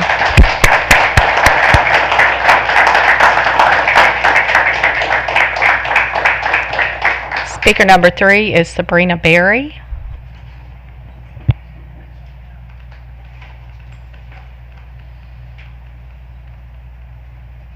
Good evening, Ms. Berry. Good evening, Madam Chair and Board of Directors. I am here to bring up a topic that is rarely talked about, our EC department. Yes, our disabled students. And no, it's not a fun conversation, but it's one that needs to be had. We know that the only legal document in a child's school file is their 504, IEP, and BIP. You are required by federal and state law to properly accommodate these students. It wasn't enough that in 2021, when school started back after COVID, the board did not renew those academic requirements that would got some of our EC students back on the football field, while they struggled learning virtually and not be accommodated. This board has allowed for the demotion of one of the best advocates for disabled students, and as an EC director, Ms. Barbara Singerlin, while not even posting the position, but instead appointing the position to Angela Fishwater, who wasn't ready, nor does she have the experience or skills to move EC forward. And because of that, we have lost more EC teachers, including the compliance specialists. It's interesting that Ms. Fishwater has cut the compliance position, so who is making sure that our schools are in compliance? I am here today on behalf of all EC parents, students, and staff to ask you to reconsider your 2024 budget, because as of right now, you have not one BCBA or RBTs to service the students. We just have one uncertified behavioral coach to serve the entire county, and it's sad if you think that she can do this job by herself.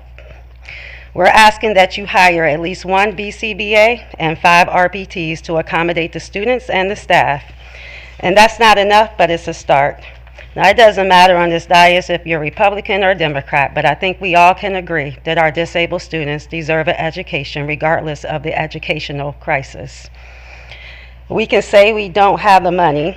However, we as taxpayers are paying the director's salary to 2 EC directors, the former one and the current one. We also are paying some principal salaries to those principals that were demoted, not to mention each IEP student and 504 student gets approximately $5,000. So I would say we do have the money to hire the staff to properly accommodate.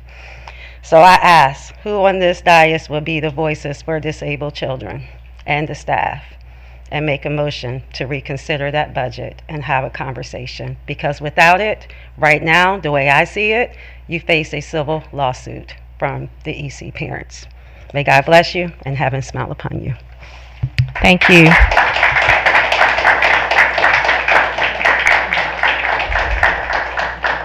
We'll go to our 4th speaker, who is Corey Autry.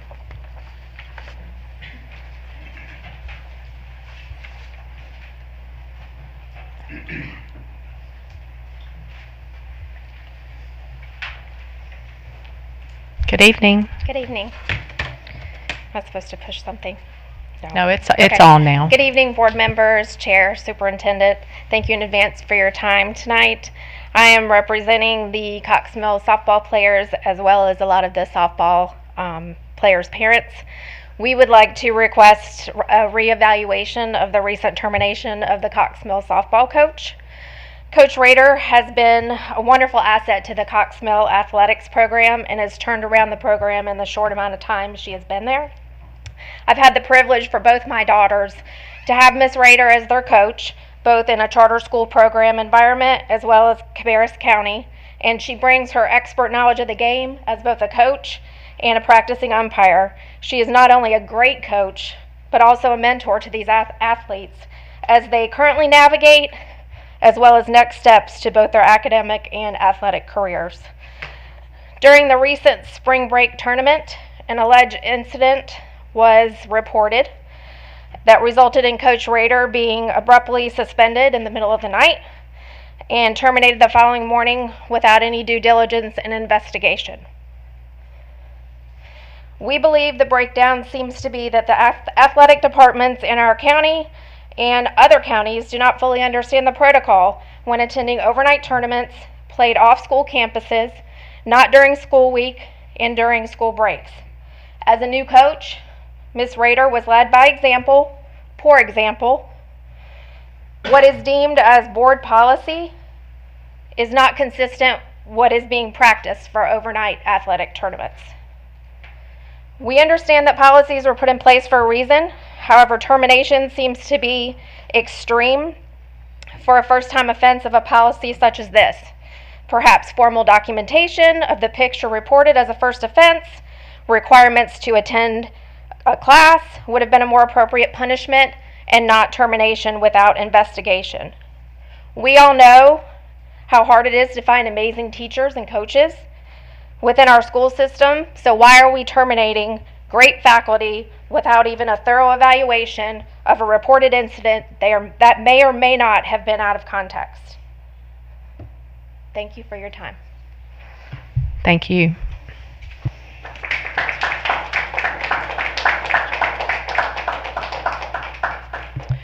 Okay, we will go to our speaker number 5, who is Edward Njajak. Good evening. Hey, good evening, everybody. All right, my name is Ed Njajak. Our family currently has a second grader at Weddington Hills Elementary who is currently enrolled in the DLI program at Weddington Hills. We have an incoming kindergartner who is also accepted into the DLI program at Weddington Hills for 2023. I'm here to discuss the decision to remove the DLI program from Weddington Hills. I first want to say that Weddington Hills, from Principal Dolan to teachers, have been exceptional in all aspects of educational delivery. They're fantastic. That's a model you need to deliver other potential elementary schools. I want to walk you through my experience as a parent with the communication about the DLI program and what we received. October 20th, 2022. 2022, that's a long time ago. We're almost going back into the dark time there, right? So we applied to the dual language program. We received confirmation our application was received. There's no terms or conditions on that page. Statements that say the DLI program may not be offered or subject to change at Weddington Hills. We wait 4 months to hear if we're accepted. February 6, 2023, we received a congratulations letter by email that we've been accepted. Woohoo! We are super excited because our family knows how well our son is doing in this program. We're very excited. We're sharing news with our daughter. This email states what the next steps are to be completed to finalize the process. Once again, no mention, no terms, conditions, page subject to change, language, DLI program not be offered at Weddington Hills, no communication. April 3rd, 2023, calling all kindercats. That's what the email said. We're excited. Open house. My daughter goes to Weddington Hills. We learn more about the program. We meet the teachers. My daughter's super excited to learn Spanish like her brother. We hear from a third party on an unofficial source at the school the following day that the program's no longer offered at Weddington. We still to this day, today, have not received any official communication that the program's been removed. We are closer to May, just a few months away from the school year in August. No information provided on the reason, no email, call, or text. I sure do get those calls about my son's bus being late. I just got one about half an hour ago. It's about 3 hours late. So, you can understand my frustrations. There are parents, you can understand my frustration. You can understand where I'm coming from. This decision was made. I'm here tonight to ask the board to reconvene and reconsider this decision to remove the program. I work in education. The right way to sunset a program would be to setting a date after this year, not after those have been accepted to the program. That's how you sunset a program. You all say, well, she can still be a part of the program at another school. How? It's impossible. I have 2 siblings, 2 different schools, one with bus pickup, then one I have to drop off myself because transportation's not included. So I ask you, please, I'm at the mercy of you, please reconvene, sunset this program after this year, due to the fact that there's a ton of accepted students, and which will allow more time for the public relations strategy to exit from Weddington next year. Thank you so much. Thank you.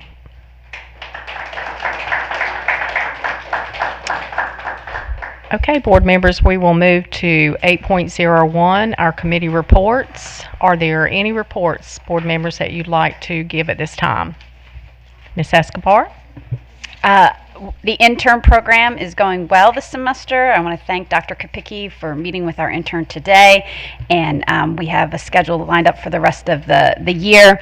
And I'm very proud of the students that we have. We have 2 students. They're excellent, and they really do remind me of just how wonderful our students are and why we're all here. So I want to encourage students who are interested in being interns next year, rising seniors and even juniors, to be on the lookout for the application. It's not up there right now. We are working on that. I hope to have that up by the end of the week. But if you know of a student who you think would be interested in understanding how the school district works and functions, and get access to all these different people and ask lots of good questions like we have now, please share that there is a board intern program. Thank you. Thank you. Anyone else? Ms. Sandage? So I just wanted to inform folks, or just remind folks, that there is a substance use survey results that'll be happening on April 27th. It's at 6 p.m. and this is an in-person event at our bus garage and training room. This will be held by Dr. Drew Reynolds from Common Good Data. And if you have any questions about this, you can reach, Rachel Berg at 704-213-6328. It is very important that we understand the importance of mental illness and substance use. Our kids are going and experiencing these things every single day, and to be able to talk about it as parents and adults to try to help them as best we can, I think it's very important. So that's why I'm sharing. Thank you, Ms. Sandage. And Ms. Escobar, thank you very much.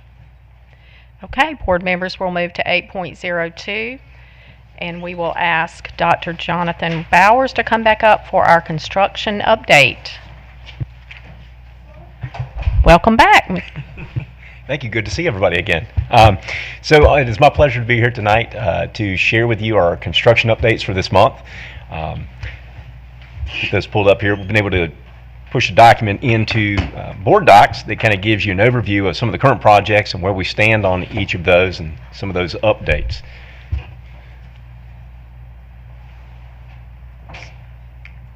Give me 1 second. Okay.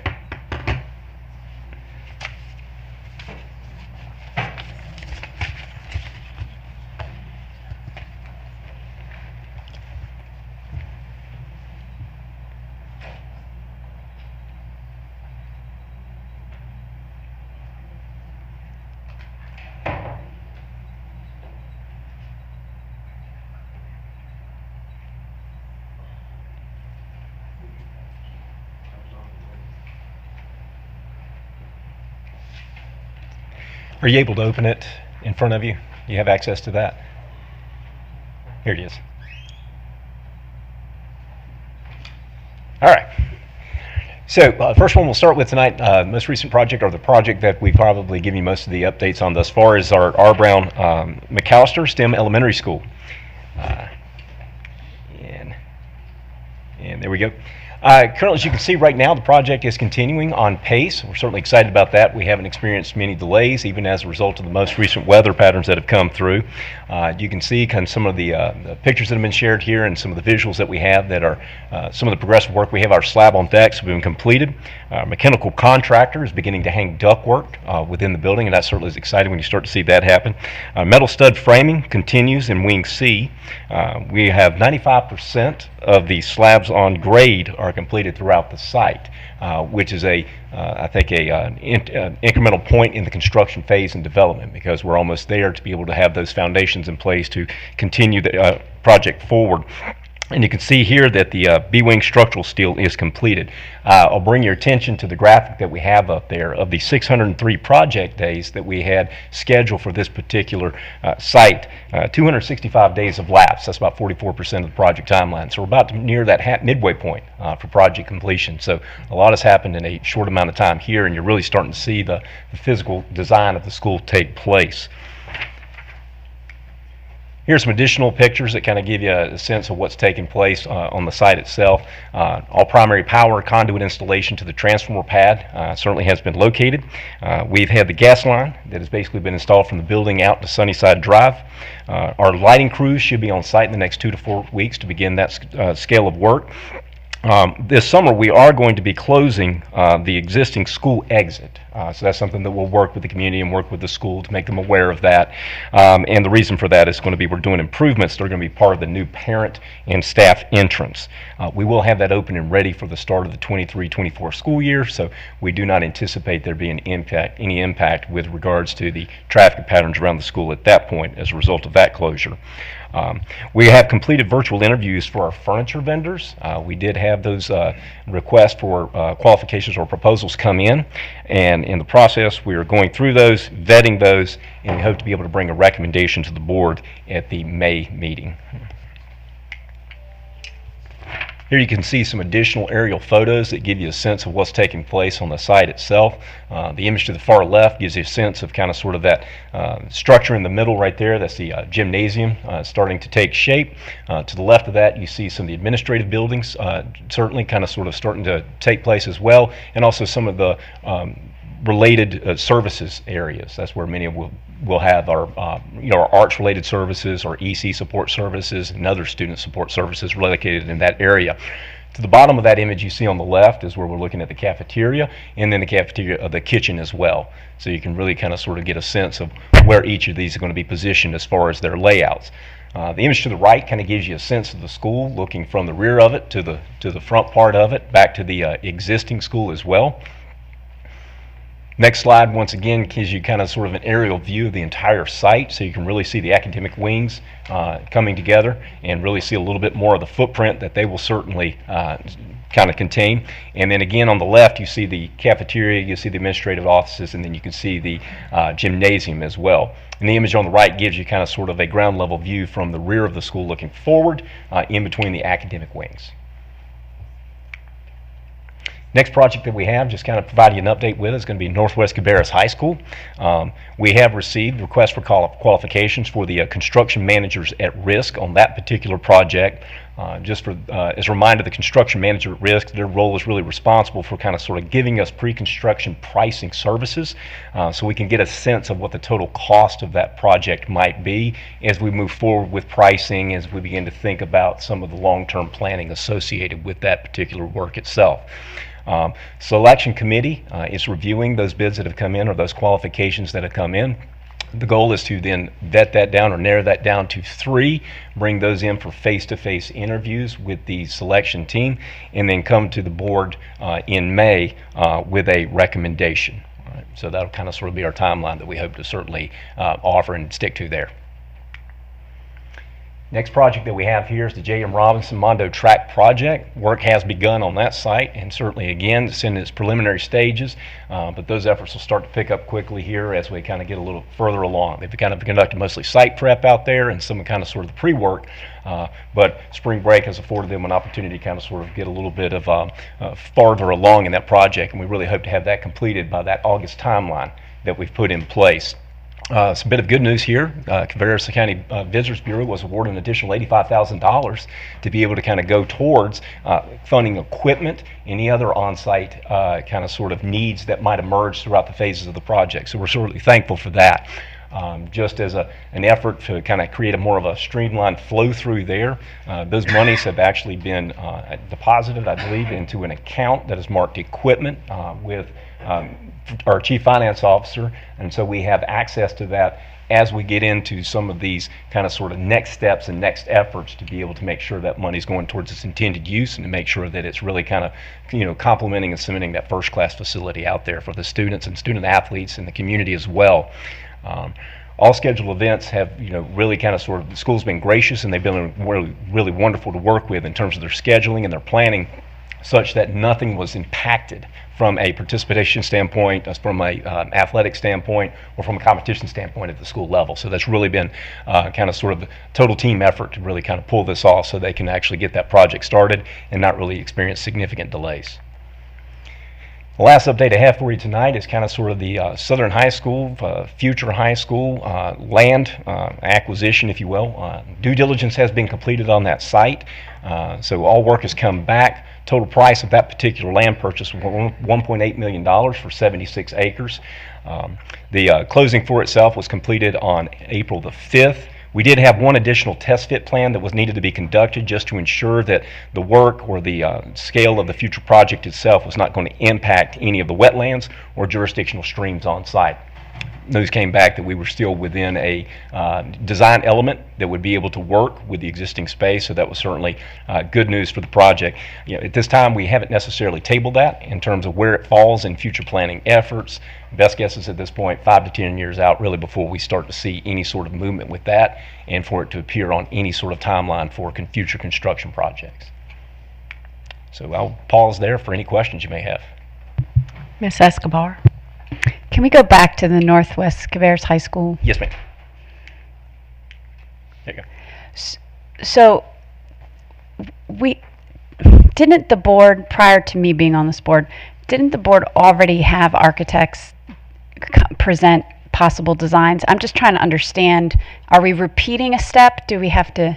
Great question. No, ma'am, you're exactly right. So the architectural designs and the actual schematics and those blueprints, those have been presented to us. What the construction manager at risk, where they now step in, they're kind of more of the, facilitator, project managers for this. So they're the ones that will be responsible for ensuring that the subcontractors are in place, you know, kind of sort of total cost for what those designs might be.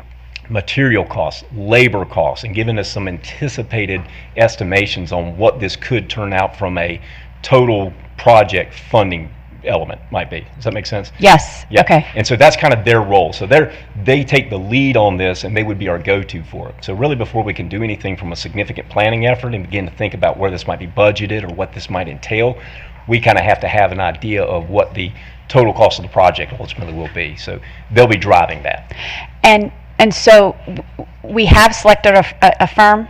No, ma'am, we have not. Okay. Yes, yes. Okay, but we have selected an architect. So the architectural design drawings and conceptual drawings, to my understanding, are in place. So we do have design blueprints to operate off of. But we have to do this cost analysis before we can move forward. Yes, ma'am. That's exactly right. Okay. Yes, Thank you so much. Yeah.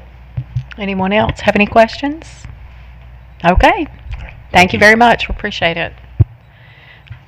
Okay, board members, we'll move to 8.03, our human resource update with Dr. Marion Bish.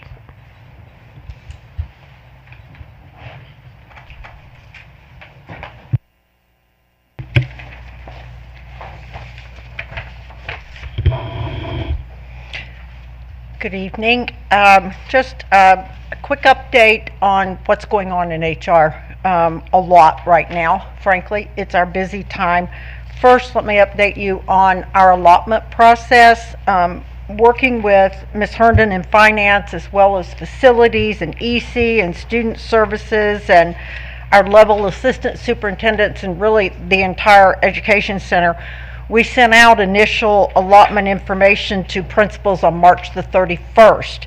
And our goal was to try to streamline this process so our principals did not get teacher allotments here, custodial allotments there, teacher assistant allotment here, EC, CTE. We tried to put everything together so that they could build and plan by having all their information. And that was really a goal that Ms. Herndon and I talked about a year ago when we were doing allotments. And we came very, very close to that.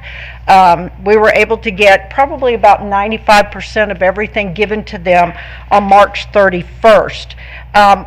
What we did was hold 45-minute meetings with every school principal face-to-face over a period of 6 days.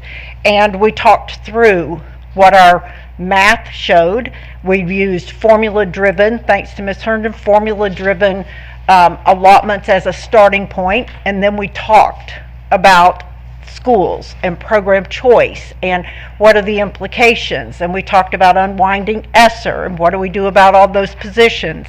And so this was just a huge effort, using a lot of formula, but also our goal was transparency. To say, this is where you are, this is what the math shows, we want you to see it and to be a part of this with us. And we were looking at how can we be as transparent and also have equity for our schools. And so a lot of the work has been around that. We continue to do that because as we update enrollments, actual enrollments, as things change with where programs are located, we go back and we look at that. And principals have called us, one today, and said, let me show you what I've mapped out, and I think because of program choice and something in my building, I'm not sure I can make this work. And we sat down, Ms. Herndon and I did, just before the board meeting, and we went, no, it won't work. We've got to change the allotment. And so we are working with them, and we will continue to work with them that way. But we have heard that the process was very, very positive for them, and they felt very much involved in the process. As you know, on April 1st, we held our job fair at Winkler Middle School, and we chose this year to include all positions, not just licensed positions. This allowed us to let anyone who was looking for a job in Cabarrus County Schools come that day. And we had people from HR assisting. Space was provided for interviews, and our principals did interviews, whether licensed or classified. We had someone there to answer licensure questions. I will tell you that we had about 225 attend. There were 12 HR staff present, as well as teams from all of the schools and all of the departments. I began to wonder if there was a competition as to who could have the most balloons at the school table. Going down there, I wasn't sure how they got some of them in cars to get them there, but they did a fabulous job of carrying the banner and marketing their schools. The publicity prior to the event was absolutely tremendous. I want to thank our communication department for everything they did with that, as well as the folks in HR who worked on that. Comments from our school administrators indicated that they really liked having it back on Saturday, even though it meant a Saturday morning of their time as opposed to having it during the week. The other thing they commented on was they loved having it at one of our schools because we're a school system, and they wanted to showcase our schools. The turnout was noted as a real positive. Phil first shared with me a couple other districts that he was in communication with, did a job fair. One of them had 100 people and one had 25 show up. We had 225. I'll take that as a win. It was really well organized. The staff did a great job. Schools had very minimal setup and breakdown to do. So, and huge thanks to Rebecca Phillips and her folks at Winkler for all of the efforts they put into this. I will also share with you that principals have been given the green light to submit postings for open positions and hiring. I sent that to them the week following the job fair. Many of them had already been interviewing and completing reference checks, just waiting for me to open the gate. And I will tell you that during spring break, we began to process this. We were working in HR, and when I tell you the floodgates have opened, they have opened. Our principals are doing an amazing job. They are moving forward with hires right now for the coming year. So when I say the busiest time of the year has arrived in HR, it really has. So I am really proud of our principals who are jumping on this, and they are really getting there. I sign multiple hiring sheets every day, as does Dr. Williams. We also want to note that we have had teams from the district that have attended 19 job fair and recruitment events around the state and out of the state. We have one more to go, our local UNC Charlotte one. And so one of the things that I really love is that we've had teachers attend the job fairs. Teachers can talk to prospective teachers about why it's great to work in Cabarrus County Schools, and that has been a tremendous asset. During the current school year, between the fall and spring, we've hosted 95 student teachers. On April 13th and 14th, those student teachers that are working this semester had an opportunity for a screening interview, which checked off that they then were sent to principals to say this person's already been vetted through HR. I will tell you, many of them have already been hired. As of today, they were allowed to have a contingent hiring sheet. Principals have said what day, what day, what day. UNC Charlotte says April 17th, and so we began today. Many of them are already in positions for the rest of this school year, and then will be there for the next year. So we are thrilled at hosting them. One area that I really want to share with you is the creation of a candidate portal for our administrators. This is the brainchild of Dr. Williams and his creative thought, and then all of his work on this. This is a portal, a link where all of our candidates for our licensed positions are housed. So principals were sent the link.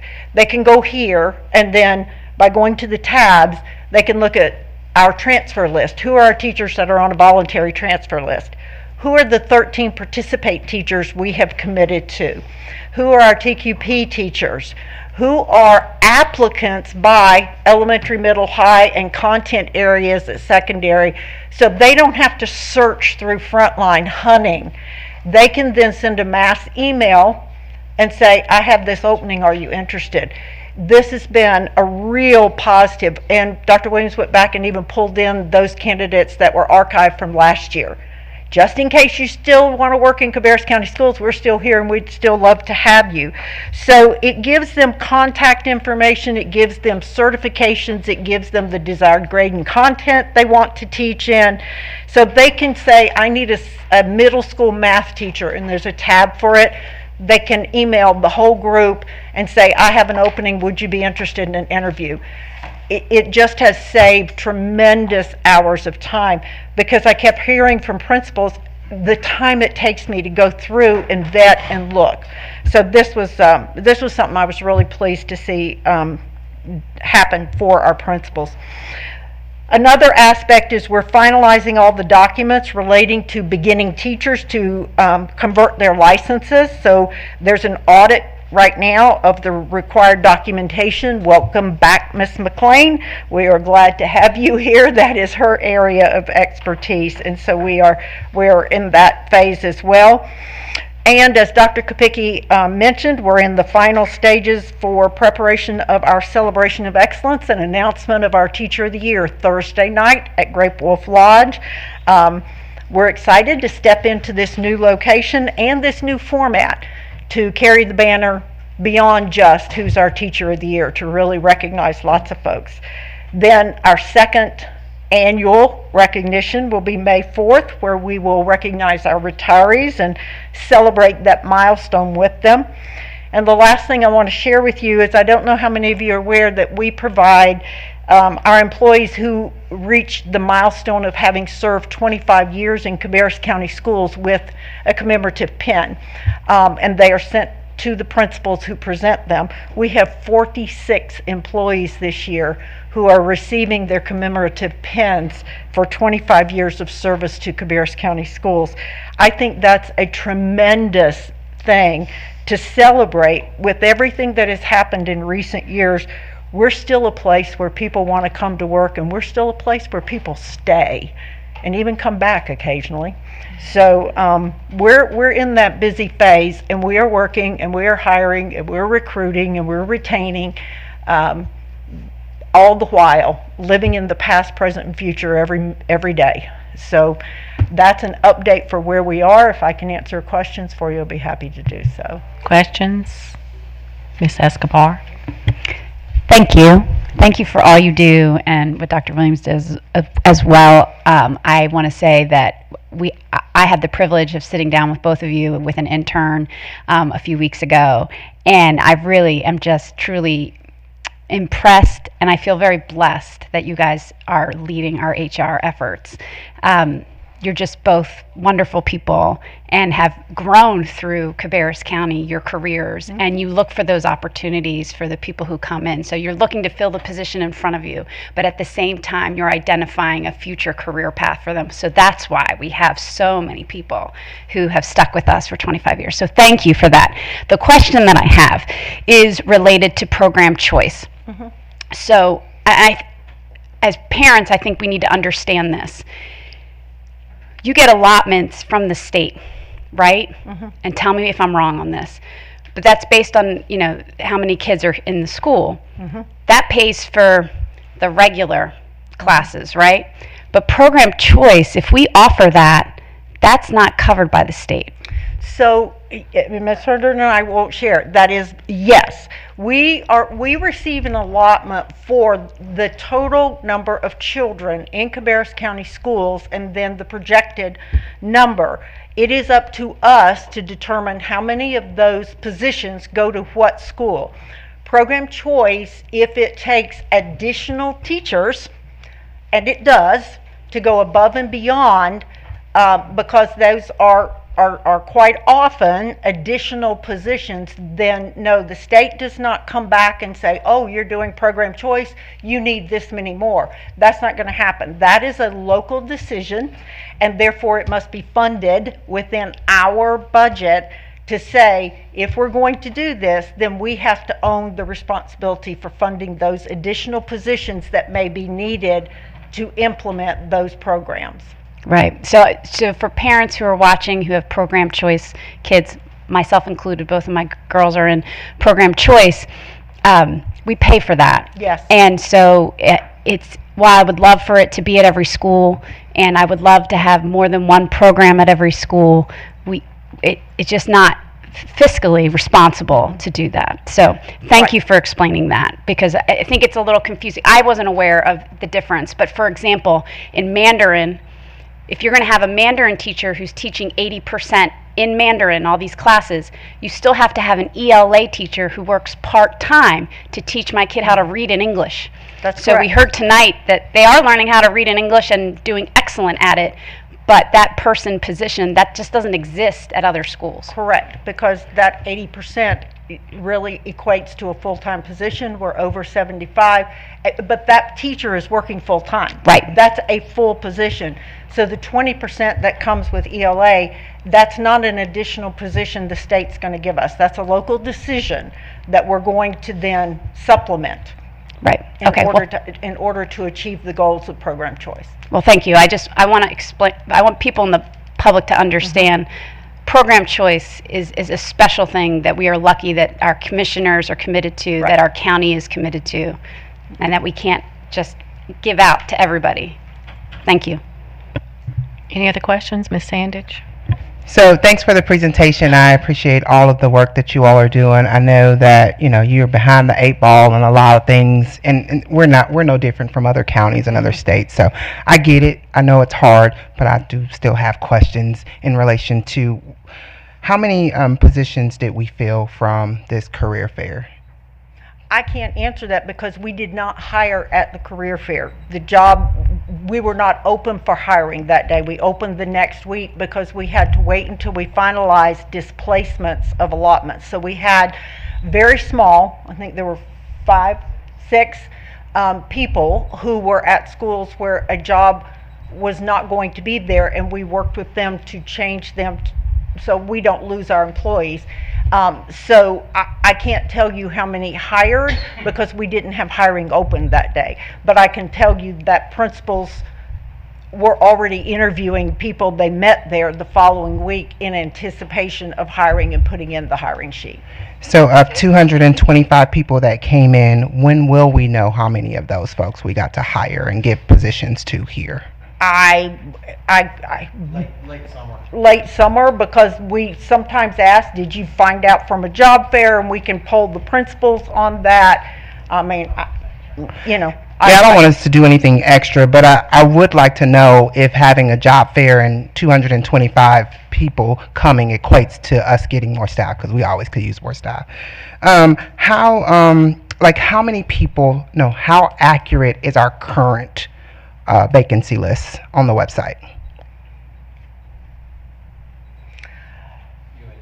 Yeah, you want to answer that one in terms of when it was updated, because you and I keep track of that to some degree. Yeah, it's hard to read right now because we're living in 2 school years. So it is extremely accurate, but you have to be very careful when you look at it whether the positions are for the 22-23 school year or whether they are for the 23-24 school year. So as principals got their allotments last week, the week before spring break, they began posting positions for next year, but those post alongside positions that we currently still have open. I can pull the current positions for you and get that to you. I don't have it off the top of my head. It's going to take me a day or two to dig through it. I just want us to know how many people we need. Yeah, so That's all. let me get you a current list of the needs as of now for this current school year, and then we can the positions for next year are going to post over the next week or so. You all are going to, don't get panicked when you see that, you're going to see positions post. What that means is we gained positions. We have elementary schools that gained allotments, so they're posting for additional teachers for next year as well. Okay. And then I have had a few people come to me and say it is difficult to get on as a substitute teacher here. And I just know we need substitutes, so I just wanted to, if we could out loud, talk about that process. What happens? Somebody applies somewhere. What do you need? Where are you going? Who you calling? So that, we just getting the people that we need. So we actually made a change on that about 2 months ago to make it much easier. Our folks are telling us now that they're finding the process to be easier. We moved many of the things that were having to be done either face-to-face or in a Microsoft Teams meeting. Those are now being able to be done asynchronously, so folks can log on. Ms. Hartzell, our substitute specialist, and I actually built a website that walks them through the process once they fill out the application. So I think it's getting much easier now. It will get better as we continue to work on that website to clean it up a little bit more. Again, that's a kind of a beta test right now because I built it, so it is what it is at the moment until we have some folks work through it. And so yeah, I don't know that I disagree with you on that. We're working very hard to clean that up. What I would encourage folks to do is to reach out if they're having problems, because Amber Hartzell is spectacular. She's the specialist who handles substitutes, and she will work with them one-on-one. She's had several folks that have come in and sat down with her in the conference room, and she's taken them through it from start to finish. So we handle those as human beings, right? We bring folks in, we sit down, we have conversations, and we help them get it finished. One of the things I would also say, Ms. Sandage, is that when we have found that, it's usually someone who is not quite as comfortable with technology. Even in the asynchronous, we had folks who were struggling to work their way through the asynchronous training and then take the little 5-question quiz at the end to be sure that they went through it. We bring them in, as Dr. Williams said, we sit them down, we put them on the computer, we explain, we're right there in case they have a question. So that's what we've done with it. It was a little cumbersome. It required them to sit in a Teams meeting. Some of these folks are not comfortable with a Teams meeting. They've never done one. And so, particularly some of our retirees who are some of our very best substitutes. So streamlining it was one thing, but the second thing was bringing them in, and we literally sit and teach them the technology, and sometimes go over the technology they're going to face when they walk in that classroom, because they're going to face Canvas and they're going to face, all of these lessons and everything. So we're trying to make that a one-on-one. I will tell you that the vast majority of people navigate it just fine because they're fairly tech savvy in the sense that they use it every day. But the folks who don't use all of these every day, yes, you're absolutely right. And that's why we've tried to A, streamline it, and B, would you like to come in and sit down with us and let's sit side by side and help you. And each person that applies, Ms. Hartzell actually emails them individually to ask what they need for her, what help they need from her. I just would hate to lose people because it's difficult to navigate our system. So for the folks who are out there and having difficulty getting in with Cabarrus County Schools, what would you say to that individual? Give us a call in Human Resources. Okay. Any other questions? Okay, thank you so much. Okay, board members, we're going to move to 9.01, the consent agenda. And on here it has the 3 areas that we are going to be approving. It's the property title transfer for R. McAllister STEM Elementary School, the board calendar for 23-24 with the April updates that are updated, and then the budget amendment number 006 for the summary of change in the fund. We talked about these last meeting. So I need a motion that we approve the consent agenda as presented. Ms. Lindsay, I need a second. Second. So I have a motion by Ms. Lindsay, a second by Mr. Furr. Are there any discussion, questions, anything about any of those? Okay. So all those in favor of approving the consent agenda as presented, say aye. Aye. Opposed? Okay, the consent agenda is approved as presented. Thank you, board members. We will move to 10.0, the action agenda, and 10.01, the adoption of the proposed 2023-24 budget, and we'll have Ms. Herndon to the podium. Welcome, Ms. Herndon. Hello, hi board, good evening. I am bringing to you our planned third conversation around the proposed budget for 2023-2024. If you recall, we're getting ready to go in front of our county commissioners at the end of this month. Dr. Kopicki and I actually have a meeting before the meeting tomorrow afternoon with the county office staff just to talk about the logistics for the 27th and to have some pre-conversation like we did last year just in preparation for the presentation to the Board of Commissioners. So you'll see that we are here tonight to get your official approval or adoption of our budget that clears the way for us to share our story and our ask with the county commissioners on the 27th.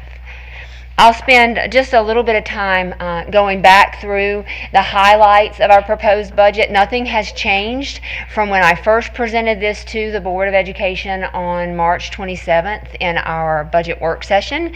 Nothing has changed at all. I've skinnied down the presentation for tonight just so that it was easier to navigate, but the presentation from the previous two conversations is online in board docs and includes a lot of information, supporting information in the appendix from the meeting on April 3rd for your reference and in case you want to get more details behind each of the different asks.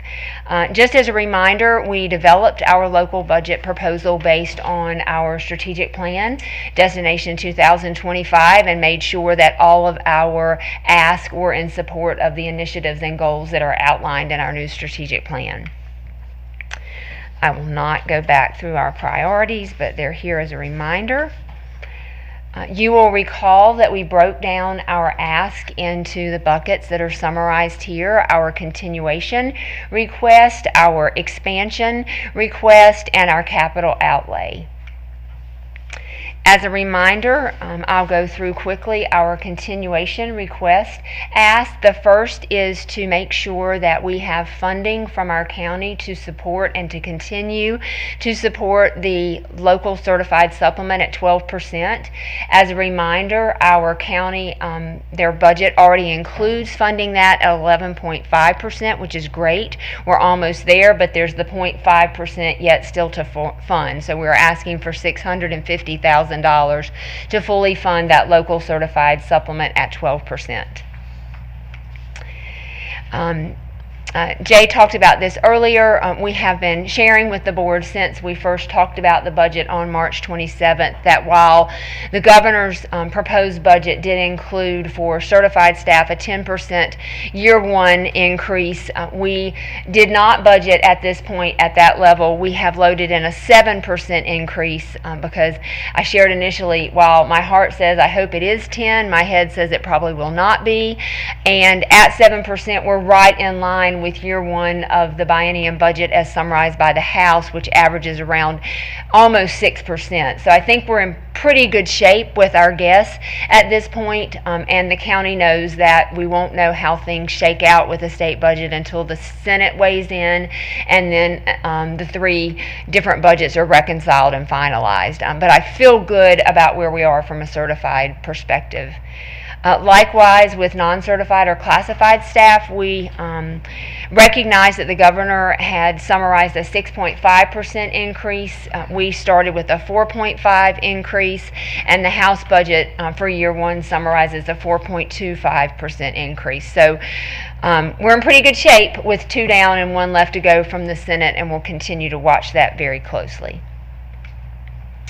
Also, we heard back from DPI pretty early in the process with regard to what we could expect for the district's share of not only our retirement rate contribution, but also health care costs. So we have factored in those expected increases as communicated by DPI. Our expansion request, we have three. One is categorized as facilities and maintenance, and the other two are summarized in our general operating expense expansion request. Our county asked that we request that information in three buckets. One is FMD, one is general, and the other is technology. We do not have any technology expansion requests for 2023-2024.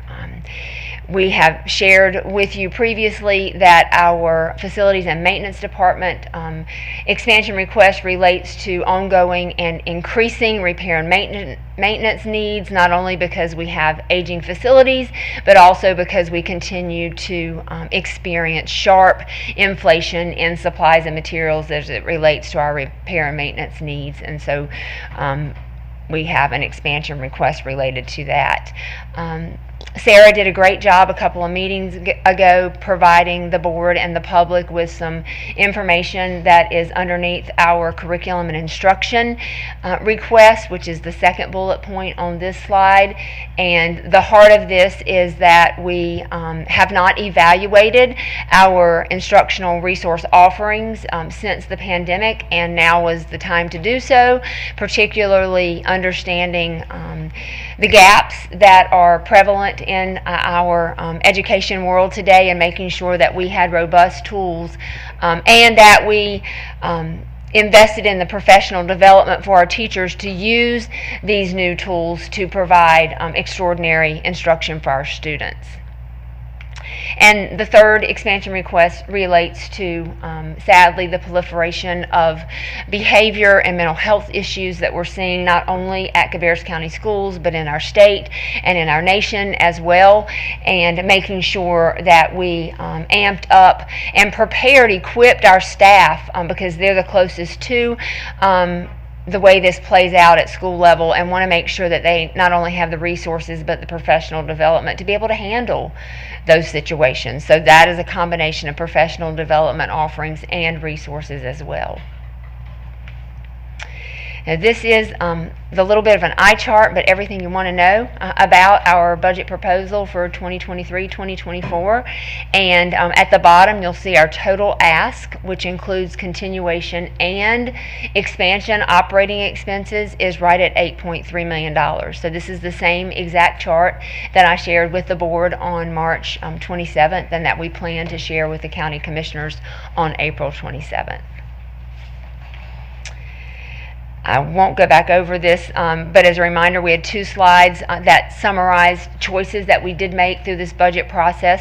As we promised that we would have tough conversations about what our priority projects were, what our funding to support our strategic plan needed to be, and the choices we were going to make not to fund things in order to make sure that we put a budget together that indeed supported our strategic plan. And really, we're proud of this work. It was painful and not always pleasant, but it was collaborative, and it was with our students' best interests in mind. And so we want you to know, and we want our community to know, and we want our county to know that we do have skin in the game as it relates to this budget development process, and that we said that we would, and that we did push ourselves to make tough budget choices and prioritization.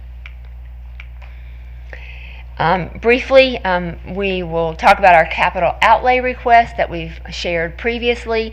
This is our capital plan, and we will be presenting this formally for the first time to our commissioners on the 27th. We talked about it at a chair-vice chair meeting, but we have not had a chance to share it in its entirety with the commissioners, and we'll do that for the first time on the 27th of April. So that will be an important conversation for our district. And this is a capital plan that was approved by the board in March, I think.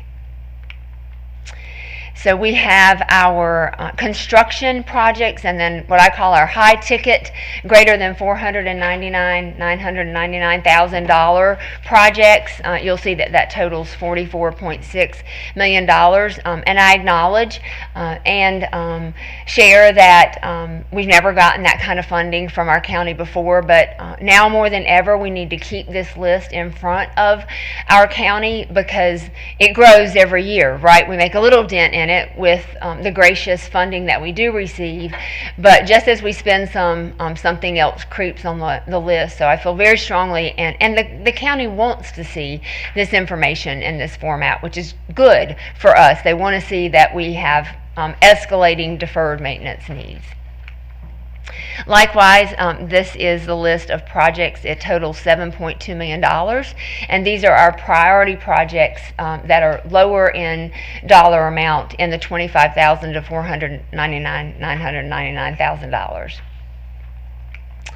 And then finally, from a capital perspective, we do have non-facilities related needs that we have summarized here. This is we've been lucky that this has been a fairly predictable funding in the level of just over $1 million, and these are things that we use for activity buses, furniture in our schools, a lot of our fine arts equipment and replacement instrument costs are funded by this capital outlay. So that's just a summary of everything I just shared from a capital outlay perspective. And this is just a holistic summary of what we are requesting with regard to appropriations for 2023-2024. You'll see our operating expenses and our capital outlay summarized. And we do recognize that this is a significant ask. We feel like our students deserve it, and we feel like we have moved through a budget development process that vetted this in a very deliberate and significant way, making sure that we did what was best for our students and that it was aligned with our strategic plan. And so that, again, nothing has changed since our first conversation. I'm grateful to the board for the grace that you've allowed me and with the help of my friends to tell our story. And we have added, and I think it is now posted to the agenda, a budget message, because I've always been in an environment where we didn't just share a presentation, we also had a narrative to accompany it. And Dr. Kapicki was gracious enough to allow me to put that, and Phil Furr was gracious enough to help me write that. He gets most of the credit for that. I'm not that good of a writer. But together we worked, I think, and then with Dr. Kapicki's approval to add a narrative that will also go in front of the commissioners for their record, but also for their reading, that helps, I think, to even further demonstrate that there is a story, that there is a strategic plan, that this was a thoughtful approach, that there were decisions and choices made, and that we're putting our money where our strategic priorities are. So that's a second attachment in addition to this PowerPoint presentation. So with that, I'd be happy to field any questions and hope that you will be in a position to approve and adopt this budget tonight. Board members, Ms. Escobar. Thank you. Thank you for preparing us during the work session and even before that. So I feel like I am comfortable with what we have in front of us. We did hear tonight from public concerned about EC students, and I would just suggest that at some point, whether that's Dr. Kapicki or yourself, we somehow communicate where that's covered. That's not in this budget. That's covered under the state budget.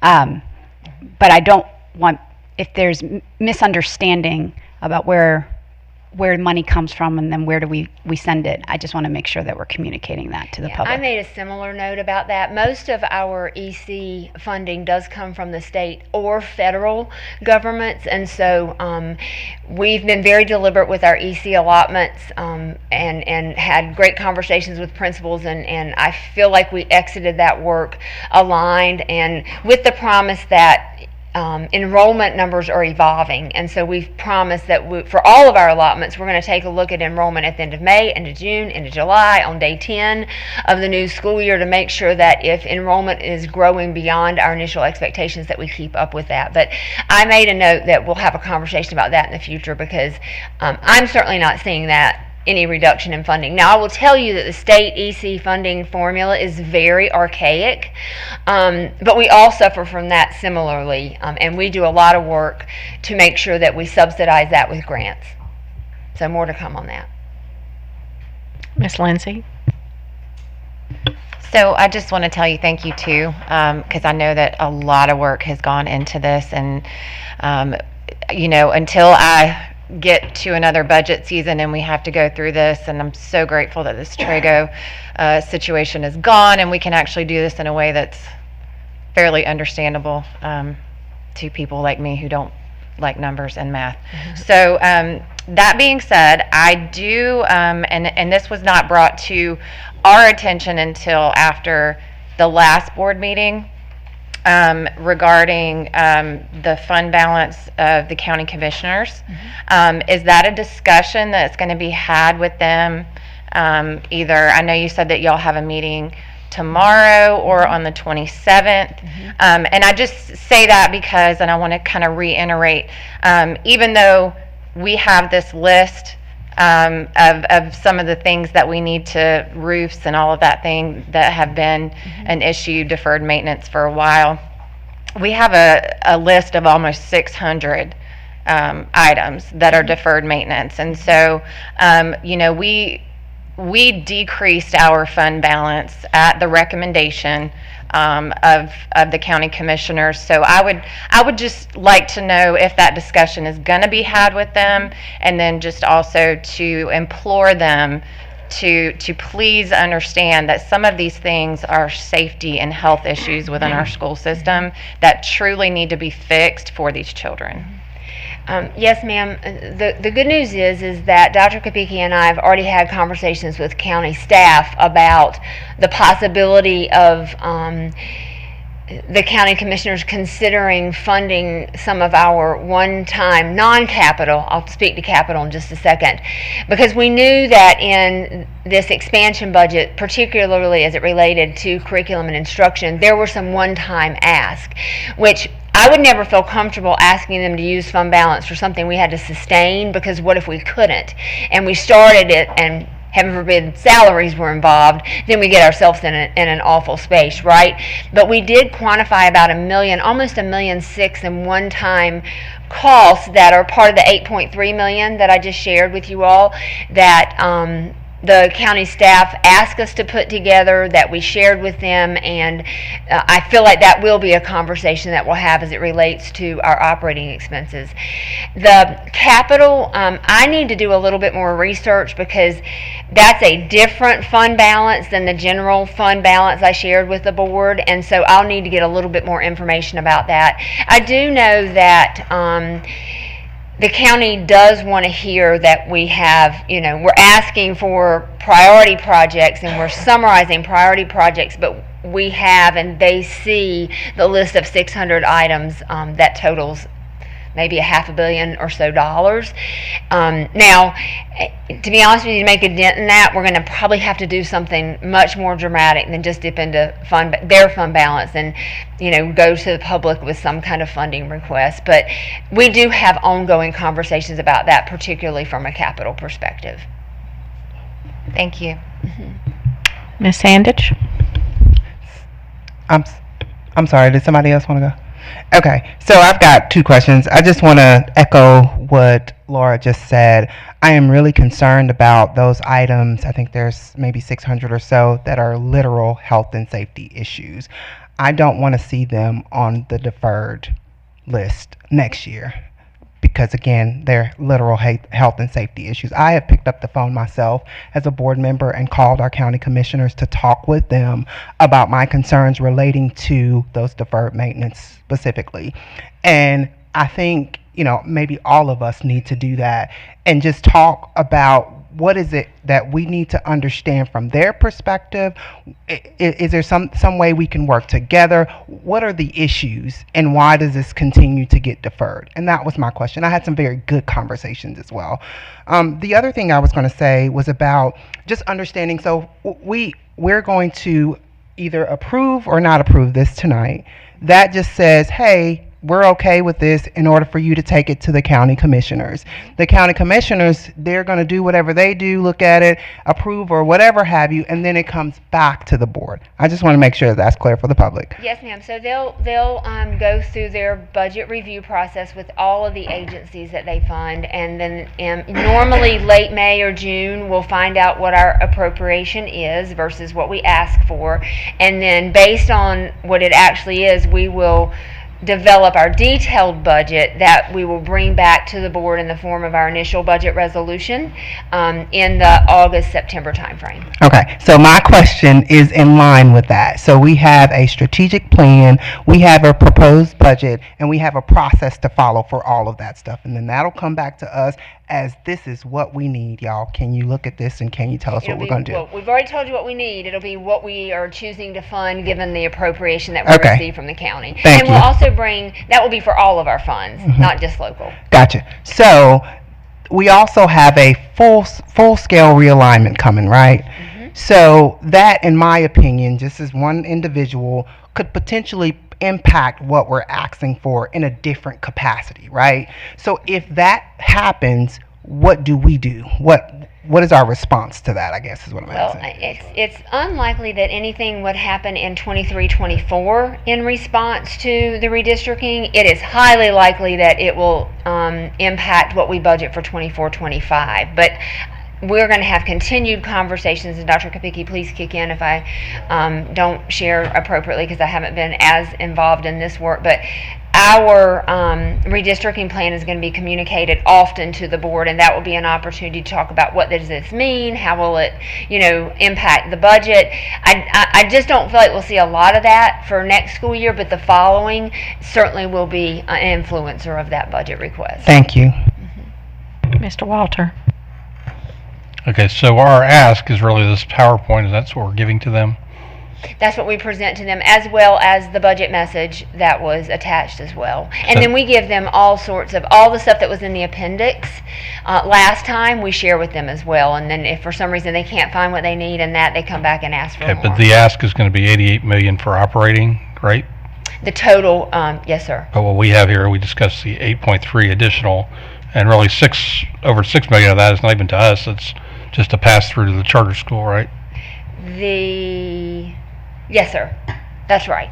So yes, the 8.3 is the difference between what we received this year, the 80.6 million, and then what the ultimate ask will be for 2023, 2024. 88.9 is just the increase of 8.3. Right, and they have different buckets that they decide on. So it's not just it's that plus the capital projects. Yeah, right, which is the capital below. Yes, sir.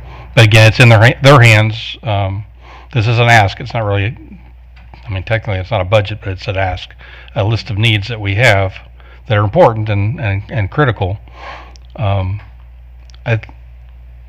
Historically, they've not funded the ask. It's been less than that. It's been like 5%. So that comes back to us, as you're mentioning, Keisha. That comes back to us to make those decisions based on what they give us, what we actually can fund. So, that's right. If we're hoping to meet all those expansion requests, that may not happen.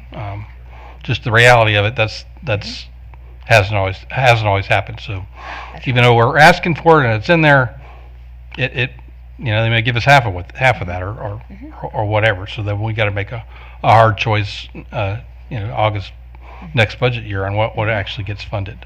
And I think the last part of that was the capital on the bond. Didn't we? I don't know. When I first got on the board, we had asked the commissioners for a bond issue. I think part of what they were doing with community college as well. Is that something that we need to consider if we don't get this funded? I think it's going to be hard to make a real dent in that deferred maintenance list without something like that. But I think it was initiated by us and the community college at the time. Yeah, I wasn't here, so I'd have to go back about 10 years to see that. But we can do some homework on that. But excuse me, you're accurate in your assessment that it's going to be it's impossible. We can't keep living this way. It's just not sustainable.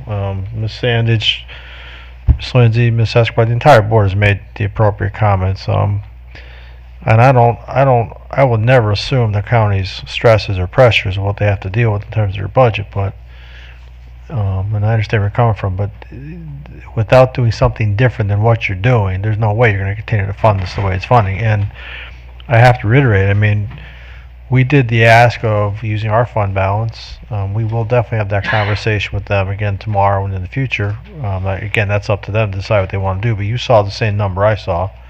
Okay, there is quite a bit of funding there to to Carol's credit and her team's credit, that this is an extremely reasonable budget. We're not, some of the stuff, as Carol was pointing out over and over, is one-time mass that would get us corrected in the right direction to be able to be a little more fiscally, I don't want to say responsible, because we've been responsible, but I don't think the ask would be as large in the future if they could kind of help us get the ship right this year, and we're being a good partner with them. All that being said, with the growth that's taking place, with the building projects that are taking place, with the expectations that are on us, and we are an excellent school district with excellent teachers, with excellent resources, and the county has, and this board and this community have built that. For us to, I don't want to say maintain, because I think when you're maintaining, you're dying. To grow it and to continually improve it, you have to invest in it. And an investment is not, hey, I'll give you X amount of dollars this year and X amount of dollars that year, and then just keep the ship afloat. So, Mr. Walter, you're spot on, and Ms. Sands, Ms. Esquire, all of you that have spoken tonight, that it's going to take something different to start addressing some of these issues. So I appreciate you bringing that to the table and mentioning that, because we say it often amongst ourselves, and it's frustrating to. I can tell you, as your superintendent, it's incredibly frustrating to watch all the work that Carol and her team put into this. And it's hours and hours and hours and hours of detailed work that go into this to say, hey, this is what. And I'm not going to say bare minimum, but we made this. This is not the original proposed budget that came out. This is what we're presenting to you. If I had a magic wand, I could wave that wand. It'd be a whole lot more than $8 million. But I appreciate your comments, and I appreciate what you're saying. And the point I'm trying to make is something different has to occur in the future for us to maintain this. Again, reminding the board, we're projected to be, we're above where we were supposed to grow right now, over the 35,000 mark. That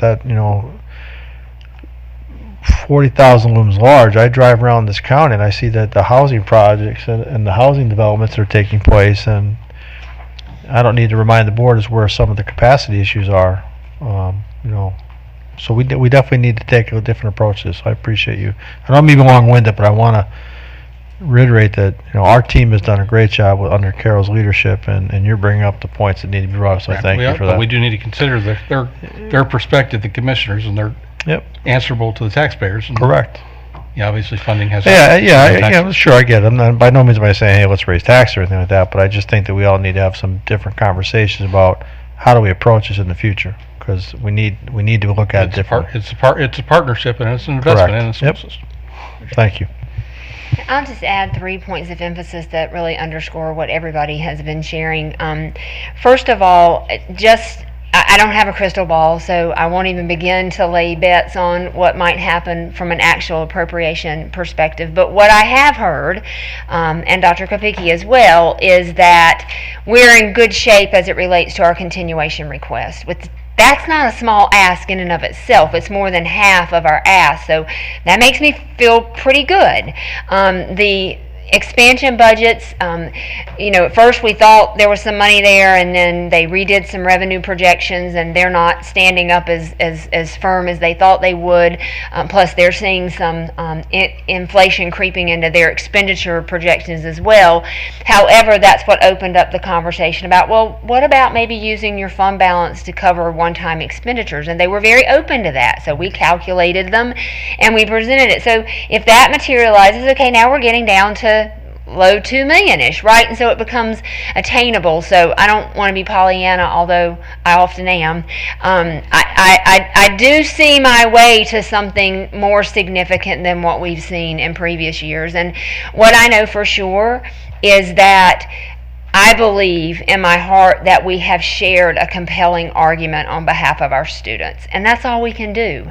And as I said on the 27th, I will never build a budget to equal what they expect to give us. I will always build a budget that reflects what is best for our students. And I feel like they can see that in this. Now, whether or not we'll get 8.3 or not, I don't know. But we're, in the $6 million range-ish, just based on feedback and conversation, and time will tell. So, also, This is an unusual year. 2023, 2024 is an unusual year, and I've shared this with you all, but I want to emphasize it. We are seeing ADM growth, which is great, right? We are back and beyond where we were pre-pandemic, which is great. But we haven't even begun to see the growth that we believe is going to come in 24, 25, and 25, 26. So if we can, find our way through this year with some extra support from our county, I am firmly of the belief if those growth projections materialize, we're going to get an influx of state funding that's going to help us tremendously. But this year, not yet, right? Not 23, 24. Some growth, but not the explosive growth that Dr. Kopicki is indicating as we see all of these housing developments popping up everywhere in our county. So that's good news. And I just wanted to say out loud, because it's super important, to your point, I just want to say it again. This is the superintendent's proposed budget. We submit it, we see what we get funded, and then we bring to you the initial budget resolution for approval for all of our funding sources in late August or early September. Ms. Sandage. I just had one more point just to kind of maybe bring this home. I mean, I don't know if there's things that we could be doing that we should do or we should have did it here. I mean, people could say that all the time, but I truly feel like if we are transparent and we break down why and what and where this goes to, for example, if we are asking our county, because people come here for schools, I'm one of them, literally lots of people come here for our schools. So if we break down, hey, we're gonna make sure that we are making our schools as best as they can be. This is what it's going to cost you a month. It's going to cost you $3. And we talk about all the time, we don't want to raise taxes, but if people knew what that looked like literally knew that it's only going to be $3 extra a month for me to make sure that this education system has everything that it needs. So I'll bring that home by saying, if we have any questions or there's any discussion, put it on the ballot and let people decide for themselves what they want to do for our education system. Any other questions? Mr. Treadaway? I think recently, if it was last meeting, whatever, I was talking about budgets being moral documents, and I just want to applaud you and your team in that we see direct connection. I'm being redundant from what's already been said, but we see that there's kids behind these numbers here, and I appreciate that. I don't want to be doomsday. You be Pollyannish, I'll be doomsday. In the middle it will land. But there's some of us in this room that remember the days of capping. We remember the days of serious talk about multi-track year-round schools because of lack of capacity. And I'm concerned that we need to remember those days because we don't want to go back there. And if we wait till we are at that point, we've waited too late. Yes, sir. Absolutely. Okay. Thank you very much. We appreciate that. So, we're going to take a vote. Thank you.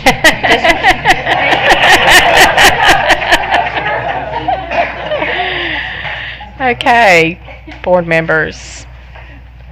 I need a motion to approve the adoption of the proposed 2023-2024 budget. I'll make the motion to approve the proposed budget for the 2023-24. Thank you. I need a second. Second. Okay, I have a motion by Ms. Lindsay, a second by Mr. Furr. All those in favor say aye. Aye. Opposed? Okay, it is approved. Thank you, board members. We will move to 11.01, where we will convene in closed session. I need a motion that the board convene in closed session to consult with an attorney, preserve their attorney-client privilege pursuant to General Statute 143, 318, 11A3, and to consider confidential personal matters pursuant to General Statute 143, 318, 11A6. I'll make the motion as you just stated it. Okay, I have a motion. I need a second. Okay, I have a motion by Mr. Walter, a second by Mr. Treadaway. All those in favor say aye. Aye. Opposed? Okay, we are in closed session. Thank you to everyone who presented, and we will Close the meeting.